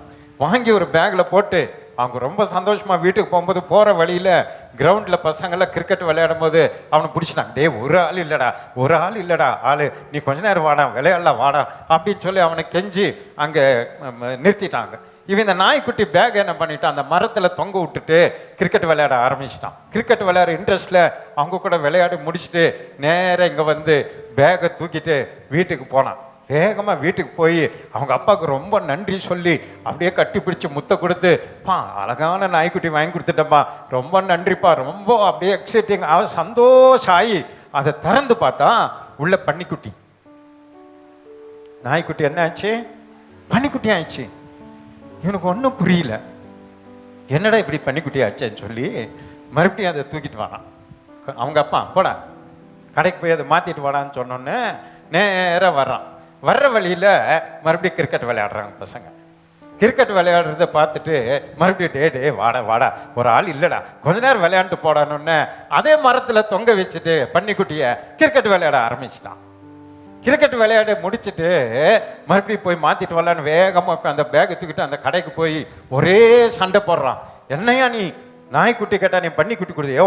அவன் சொன்னான், தம்பி எங்கள் கடையில் என்ன இல்லை, பன்னிக்குட்டியே கிடையாது, எங்கடா பன்னிக்குட்டி இருக்குது, எப்படா அது மாறிச்சு, என்னடா நீ ஆச்சரியமா சொல்ற, தரடா பார்க்கலான்னு சொல்லி திறந்தா நாய்க்குட்டியா மாறிடுச்சு. கடைக்காரன் எடுத்தா நாய்க்குட்டி. இந்த பையனுக்கு ஒண்ணுமே புரியல, என்னடா விஷயம் நடந்திருக்குதுன்னு பார்த்தா இவன் இந்த மரத்துல தொங்க விட்டா பாருங்க. இந்த தொங்க விடும்போது அங்க வேற பசங்க வந்திருக்கிறாங்க. வேற பசங்க வந்து பார்த்து இந்த நாய்க்குட்டி அழகா இருக்குதுடா, இது எப்படியாவது சுட்டுட்டு போகணுடா, என்னடா பண்ணலான்னு பிளான் பண்ணவங்க அங்க பக்கத்துல இருந்து ஒரு பன்னிக்குட்டி எடுத்து உள்ள போட்டு நாய்க்குட்டி தூக்கிட்டு போயிட்டாங்க. மறுபடியும் இவன் வந்து வைக்கும் போது அவங்க வீட்டில் மிரட்டியிருக்காங்க, இது விலை உயர்ந்த நாய்க்குட்டி எங்கேருந்து கொண்டு வந்திருக்கீங்க, போலீஸ்ல சொன்னா எல்லாம் கம்பி என்ன வச்சிருவாங்க, எங்கிருந்து எடுத்தீங்களோ அங்கேயே போய் வைங்கன்னு அவங்க அப்பா அம்மா திட்டினோடனே இந்த பசங்க மறுபடியும் அதை கொண்டு வந்து பார்த்தா இங்கே என்ன இருக்கு, பேக் இருக்கு, இங்கே தான் இருக்க வாடான்னு சொல்லி பன்னிக்குட்டியை எடுத்துட்டு மறுபடியும் எதை வச்சுட்டாங்க, நாய்க்குட்டியை வச்சுட்டாங்க. பாருங்க, இந்த நாய்க்குட்டி வீட்டுக்கு போனால் பன்னிக்குட்டியா மாறுது, கடைக்கு வந்தா நாய்க்குட்டியா மாறுது. இது வேற எந்த நாய்க்குட்டி இல்லை, நாம தான். சர்ச்சுக்கு வந்தா அழகா விசுவாசியா இருக்கிறோம், வீட்டுக்கு போனா பன்னிக்குட்டியா மாறிடும். அங்க என்னென்ன பண்ண முடியுமோ எல்லாம் பண்ண, இங்க வந்தா நாய்க்குட்டி எழுது ஆச்சரியமா இருக்குது, அங்க போனா பன்னிக்குட்டியா மாறிடுது. அதுதான் ஆண்டவர் சொல்லார், இருந்தா நாய்க்குட்டியா இரு, இல்லாட்டி பன்னிக்குட்டியா இரு, ரெண்டும் மாறி மாறி என்ன பண்ணது, கன்ஃபியூஸ் பண்ணாதேங்கிறார். புரியுதுன்ற ஒரு அலையிலையா சொல்லுங்க. ஆமேன். அதனாலதான் கடைசியா அது 11 வரைக்கும் வாசிச்சிட்டீங்களா, படிங்க. துதித்தலும் சபித்தலும், துதித்தலும் சபித்தலும் ஒரே வாயிலிருந்து புறப்படுகிறது, ஒரே வாயிலிருந்து புறப்படுது. என் சகோதரரே, என் சகோதரரே, இப்படி இருக்கலாகாது, இப்படி இருக்கலாகாது. ஒரே ஊற்று கண்ணிலிருந்து, ஒரே ஊற்று கண்ணிலிருந்து தித்திப்பும் தித்திப்பும் கசப்புமான தண்ணீர் சுரக்கும். பாத்தீங்களா, ஒரே வாயிலிருந்து தித்திப்பும் வரக்கூடாது. சர்ச்சுக்கு வந்தா ஆண்டவரை அப்படியே மயக்கிறோம், நம்ம பாட்டு பாடி துதிச்சு மயக்கிறோம். வீட்டுக்கு போனா சண்டை சச்சரவு, கெட்ட வார்த்தை, திட்டுறது, கசப்பு எல்லாம் அதே வாயில வருது, எல்லாம் வருது, சிம்பிளா வருது கெட்ட வார்த்தை எல்லாம் இல்ல. அதெல்லாம் கொஞ்சம் கண்ட்ரோல் பண்ணணும் இல்ல. சிரிக்கிறீங்க அக்கா, நம்ம யோசிக்கணும். அதே வாய்த்தா இங்க வந்தா நல்லவரே, போதுமானவரே, கிருபை நிறைந்தவரேன்றோம். அங்க போனா பன்னிக்குட்டியா மாறிடும். அதான் நான் சொல்றேன், ஒரே ஊற்று தான். ஆனா ஒரே ஊத்துல அப்படி வருமா? எங்கேயாவது ஒரு போர்ல ஒரு நாள் இனிப்பா தேங்காய் தண்ணி மாதிரி வருமா? ஒரு நாள் கசப்பா வருமா? வராது. ஒரு கிணறுன்னா ஒரே மாதிரி இருக்கும் தண்ணி. மாறி மாறி வந்ததுன்னா அது கிணறே கிடையாது. அது ஏதோ ட்ரபிள் இருக்குன்னு, அங்கே ஏதோ ப்ராப்ளம் இருக்குன்னு அர்த்தம். அது போல தேவ பிள்ளைகளே, நம்முடைய இருதயத்தை தேவனுக்கு நீங்க ஒப்பு கொடுங்க. ஒரே ஊற்று அதுல புறப்படும்படி எப்போது தேவனை துதித்து மகிமைப்படுத்துகிற இருதயமாய் மாறுங்க. எப்பொழுதும் அன்பான வார்த்தை பேசி பழகுங்க. எவ்வளவுதான் கடினமாய் உங்களுக்கு விரோதமாய் பேசினாலும் அமைதியா கற்றுக்கொள்ளுங்க. திருப்பி அதுக்கு பதில் செலுத்துகிறத விட்டுட்டு அமைதியா இருக்கிற ஒரு இருதயத்தை நம்ம ஆண்டவர்கிட்ட பெற்றுக்கொண்டோம் சொன்னா, நீ பாருங்க, உங்க வீட்டுல சண்டையே வராது, ஒன்றும் வராது, சந்தோஷமா நம்ம இருப்போம். அல்ல இல்லையா? அதான் சொல்ல, ஒரே ஊற்று அதை மாறி மாறி நம்ம இதுல ஊற்று வருது. அது எப்படி வரும் அப்படின்னு யாக்கோபு கேட்கிறாரு. கேட்டுட்டு என்ன சொல்றாரு? 11 வரைக்கும் படிங்க, படிச்சாச்சு. அப்போ ஒரே ஊற்றுல என்ன வராது? வராது. கடைசியா மத்தேயு 5:8 வாசிங்க. பாஸ்டமா ஜெபம் பண்ணி முடிப்பாங்க. மத்தேயு 5:8. இருதயத்தில் சுத்தமுள்ளவர்கள் பாக்கியவான்கள். இருதயத்தில் சுத்தமுள்ளவர்கள் பாக்கியவான்கள், அவர்கள் தேவனை தரிசிப்பார்கள். அவர்கள் தேவனை தரிசிப்பார்கள். கரங்களை தட்டி ஆண்டவர் சந்தோஷப்படுத்தப்படும். இருதயத்துல சுத்தம் அவங்க இருக்கிறவங்க தான் யாரை தரிசிப்பாங்க? தேவனை தரிசிப்பாங்க. அதனால நம்ம ஆவிக்குரிய வாழ்க்கையில மிக இம்பார்ட்டன்ட், மிக முக்கியமானது எது என்று சொன்னா, நம்முடைய வெளி தோற்றம் அல்ல, நம்முடைய வெளியே காட்டுகிற காரியங்கள் அல்ல. இருதயத்தை நம்ம சுத்தப்படுத்தும்படி தேவனுக்கு ஒப்பு கொடுக்கணும். இருதயத்தை நம்ம ஆண்டவருக்கு நம்ம ஒப்பு கொடுக்கும் பொழுதுதான் ஆண்டவர் நம்முடைய இருதயத்தை சுத்தப்படுத்தும் பொழுது ஆண்டவர் நம்மை பரலோகத்துல கர்த்தர் நம்மை நடத்துவார். அல்லேலூயா. ஆனால் ஃபாதர் கூட ஒரு பாட்டு பாடுவார். என்ன பாட்டு? அப்படியே எழுந்த நிலைங்க, அந்த பாட்டை பாடி ஆண்டவர் கையில கொடுக்கணும். இந்த நாளில் ஒவ்வொரு நிமிடமும் உந்த நினைவால் நிரம்ப வேண்டும். சொல்லுங்க, இந்த நாளில் பாட்டு போடுங்க. ஒவ்வொரு நிமிடமும் உந்த நினைவா நிரம்ப வேண்டும். என் வாயின் வார்த்தை எல்லாம் பிறர் காயமாற்ற வேண்டும். என் வாயின் வார்த்தையில் பிறர் காயமாற்றுகிற வார்த்தையாய் வர வேண்டாப்பா வேண்டும். ஆராதனை ஆராதனை ஆராதனை ஆராதனை. ஓ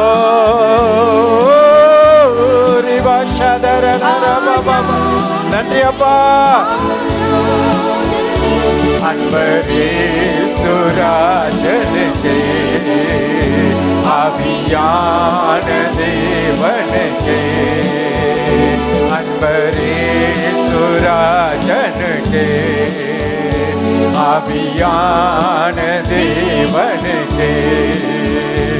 உந்தன் ஏக்கம் விருப்பமெல்லாம் என் இதய துடிப்பாக மாற்றும். அப்படியே ஒப்பு கொடுங்க. ஆண்டவரே, உங்க ஏக்கமெல்லாம் என் இருதய துடிப்பாக மாற்றும் அப்பா. இதய துடிப்பாக மாற்று. என் ஜீவ நாட்களெல்லாம் ஜெப வீரன் என்று எழுதோ. என் ஜீவ ஆமென் ஜீவ நாட்கள் எல்லாம் எழுதோ. ஆராதனை ஆராதனை ஆராதனை ஆராதி ஓ அப்படியே ஒப்பு கொடுங்க. ஆண்டவரே, ஒரு புதிய இருதயத்தை எங்களை செஞ்சீங்க. ஆண்டவரே, ஒரு புது இருதயத்தை எங்களுக்கு தாங்கப்பா. யான தேவ பழைய இருதயம் வேண்டாம். இயேசுவே ஒரு புது இருதயத்தை தாங்க. எல்லாம் கேளுங்க. எனக்கு இந்த பழைய இருதயம் வேண்டாம். கசப்பு நிறைந்த இருதயம் வேண்டாம். ஆண்டவரே காயப்பட்ட இருதயம் வேண்டாம். பாவம் நிறைந்த இருதயம் வேண்டாம். ஒரு புது இருதயத்தை செஞ்சீங்க. எல்லாரும் கேளுங்க, எல்லாரும் கேளுங்க. ஒரு புது இருதயம், ஒரு புது இருதயம், ஒரு புது இருதயம். ஞான தேவனுக்கே. ஆமென். கரங்களை தட்டி நம்ம ஆண்டவரே புது இருதயத்தை கேளுங்க. ஒரு புது இருதயத்தை என்னிலே சிருஷ்டிங்க ஆண்டவரே. ஆமென் ஜீசஸ். ஹalleluya. நன்றி செலுத்துறோம் அப்பா. இம்மட்டமாய் எங்கள் ஒவ்வொருவரோடு நீங்க பேசுனீங்க, அதற்காக நன்றி செலுத்துறோம் ஐயா. சுத்த இருதயத்தை எங்களிலே சிருஷ்டிப்பீராக. நிலைவரமான ஆவியை எங்களுக்குள்ளாய் நீர் புதுப்பிக்க வேண்டுமாய் ஜெபிக்கிறங்க தாவே. ஆண்டவரே உம்மை ஸ்தோத்திரிக்கிறோம். மட்டுமாய் ஆண்டவரே எல்லாவற்றிலும் ஆண்டவரே உங்களுடைய பிள்ளைகள் மூலமாய் நீர் மகிமைப்பட்டீங்க ஆண்டவரே. இனியும் இருக்கிற இந்த கொஞ்ச காலம் அதி சீக்கிரத்தில் நீங்கும் இந்த லேசான உபத்திரம், இந்த சில நாட்களுடைய வாழ்க்கை ஆண்டவரே, சில காலங்கள் தான்ப்பா ஆண்டவரே. அந்த உங்களுடைய வருகை வர சில காலங்களே இதில் இன்னும் நாங்கள் பரிசுத்தமாய் நீர் விரும்புகிற கர்த்தாவை இனிமையுமானவர்களாய் நாங்கள் காணப்பட ஆண்டவரே சபையாக எங்களை நாங்கள் அர்ப்பணிக்கிறோம் அப்பா.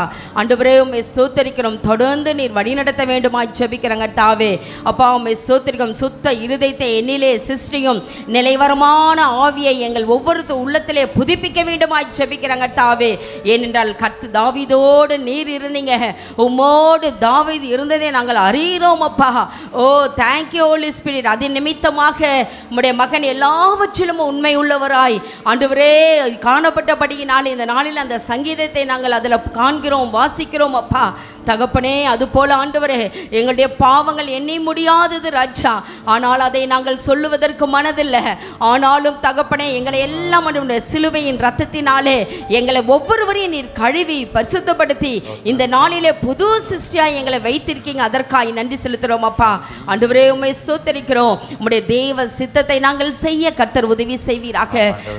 தாவீதை குறித்து நீங்க சாட்சி கொடுத்திருக்கீங்க அப்பா. ஆண்டவரே அப்படிப்பட்ட ஆண்டவரே பிரியமானவன் இருதயத்துக்கு ஏற்றவன் என்று சொல்லியிருக்கீங்க. அப்படிப்பட்டதான சாட்சியை நாங்கள் பெற்றுக்கொள்ள ஆண்டவரே எங்களுடைய சபை மக்கள் பெற்றுக்கொள்ள ஆண்டவரே கர்த்தர் நீர் அனுக்கிரகம் செய்தல வேண்டுமா ஜெபிக்கிறங்க தாவே. ஓ ஹalleluya. நன்றி செலுத்துறோம், நன்றி செலுத்துறோம், நன்றி செலுத்துறோம், நன்றி செலுத்துறோம் அப்பா. ஓ அப்படிப்பட்ட ஒரு சாட்சி உள்ள வாழ்க்கை நாங்கள் வாழ ஒருவரும் எங்களை குற்றப்படுத்தாதபடிக்கு ஆண்டவரே நாங்கள் பரிசுத்த வாழ்க்கை வாழ ஓ கர்த்தர் எங்கள் ஒவ்வொருவருக்கு நீர் அனுக்கிரகம் செய்தல வேண்டுமா ஜெபிக்கிறங்க தாவே. இந்த ஒரு வாழ்க்கை தான்ப்பா 70 ஆண்டு காலங்கள், பலத்தின் மிகுதியால் 80 ஆண்டு காலங்கள், அதிலே நாங்கள் பரிசுத்தமும் பிழையற்றதுமாக வாழ்ந்து முடிக்க ராஜ்யத்தை சுதந்திரித்துக் கொள்ள எங்கள் ஒவ்வொருவருக்கு நீர் அனுக்கிரகம் செய்தல வேண்டுமாய் ஜெபிக்கிறோம். இந்த செய்தியை கேட்டு நாங்கள் இருதயத்திலே கடினப்பட்டு விடாதபடிக்கு ஆண்டவரே எங்கள் ஆண்டவரே உணர்வுள்ள இருதயத்தை ஒவ்வொருவருக்கு கர்த்தர் கட்டளிட வேண்டுமாய் ஜெபிக்கிறாங்க தாவே. இருதயம் திருக்குள்ளதும் மகா கேடுள்ளதுமாய் இருக்கிறது என்று வாசிக்கிறோம் அப்பா. ஆம் ஆண்டவரே இருதயம் திருக்குள்ளதாய் இருக்கிறது, கபடு நிறைந்ததாய் இருக்கிறது. இந்த இருதயத்தை உங்களுடைய பரிசுத்த ஆவியினாலே எங்களை சுத்திகரிக்க வேண்டுமாய் ஜெபிக்கிறாங்க தாவே. ஆண்டவரே உம்மை ஸ்தோத்திரம். மனுஷனோ முகத்தை பார்க்கிறான், தேவனாகிய நானோ இருதயத்தை பார்க்கிறேன் என்று சொல்றீங்க அப்பா. ஆண்டவரே எங்கள் இருதயம் உமக்கு முன்பாக நேர்மையாக இருக்கட்டும், உம்மை பிரியப்படுத்துகிறதா இருக்கட்டும், உம்முடைய சித்தத்தை செய்கிறதா இருக்கட்டும். ஓ ஹalleluya. உம்முடைய சித்தத்தை மாத்திரம் நாங்கள் நிறைவேற்றி எங்களுக்கு அனுக்கிரகம் செய்தல வேண்டுமா ஜெபிக்கிறோம் ஆண்டவரே. தகப்பனே சுத்தமான அப்பா சுத்தமான இருதயத்திலும் நல்மனசாட்சி உள்ளவர்களாய் வாழ நாங்கள் உதவி செய்வீராக. ஒவ்வொருவரும் கர்த்தாவே அந்த மனசாட்சியோடு வாழ உதவி செய்வீராக. நல் மனசாட்சியோடு பேச உதவி செய்வீராக. மாயமற்ற விசுவாசம் எங்கள் இடத்துல பிறக்கட்டும் அப்பா. மாயமற்ற விசுவாசம் எங்களுக்கிட்டே காணப்படட்டும். மாயமற்ற அன்பு ஆண்டவர் காணப்படட்டும் அப்பா. ஆண்டவரே அந்த அன்பிலே நிறைந்தவர்களாய், ஒருவருக்கொருவர் நாங்கள் ஜெபத்திலே தாங்குகிறவர்களாய், ஒருவருக்கொருவர் மன்னிக்கிறவர்களாய், ஒருவருக்கொருவர் நேசிக்கிறவர்களாய் காணப்பட அன்பு செலுத்த கர்த்தர் நீர் அனுக்கிரகம் செய்தல வேண்டுமா ஜெபிக்கிறோம் அப்பா. எல்லாவற்றிலும் ஆண்டவரே பொல்லாத சிந்தனைகளை நாங்கள் அகற்றிவிட்டு கிறிஸ்துவின் சிந்தை உடையவர்களாய், ஓ உம்மையே நாங்கள் தரித்தவர்களாய், தேவ சாயலை அணிந்தவர்களாய், தேவனுடைய பிள்ளைகளாய் நாங்கள் உலகத்தினாய் பிரதிபலிக்க கர்த்தர் எங்களுக்கு அனுக்கிரகம் செய்வீராக. அப்பா உம்மை எங்களை காண்கிறவர் உம்முடைய சாயலை காணட்டும்.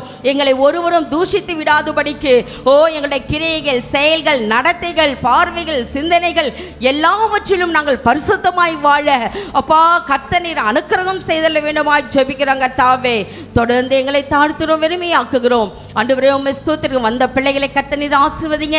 ஆண்டவரே குடும்பமாய் தனித்தனியாய் கர்த்தர் நீர் ஆசீர்வதித்து வழி நடத்துவீராக. அப்பா என்னென்ன தேவைகளோடு வந்துறார்களோ அந்த தேவையை எல்லாம் கர்த்தர் நீர் சந்தித்து அனுப்புவீராக. வியாதியோடு, பலவீனத்தோடு, போராட்டத்தோடு வந்திருக்கிற உம்முடைய பிள்ளைகளை அப்பா உம்முடைய வார்த்தை தேற்றட்டும்.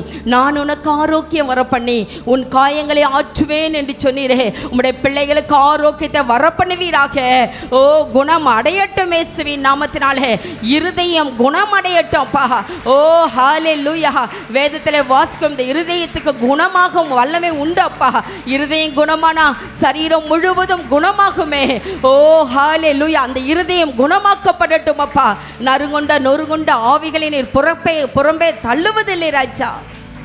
அப்படி யாரெல்லாம் நொறுங்குண்டு புறக்கணிக்கப்பட்டு வந்திருக்கிறார்களோ தகப்பனே, அவர்களுடைய இருதயத்தை கர்த்தர் நீர் அறிந்து அவர்களையும் நீர் ஸ்திரப்படுத்தி சீர்படுத்தி நிலைநிறுத்தி ஆண்டவரே ஸ்திரப்படுத்த வேண்டுமா ஜெபிக்கிறாங்க. தாவே தொடர்ந்து உம்முடைய கரத்தில் எங்களை எல்லாம் தாழ்த்துறோம், வெறுமையாக்குகிறோம்.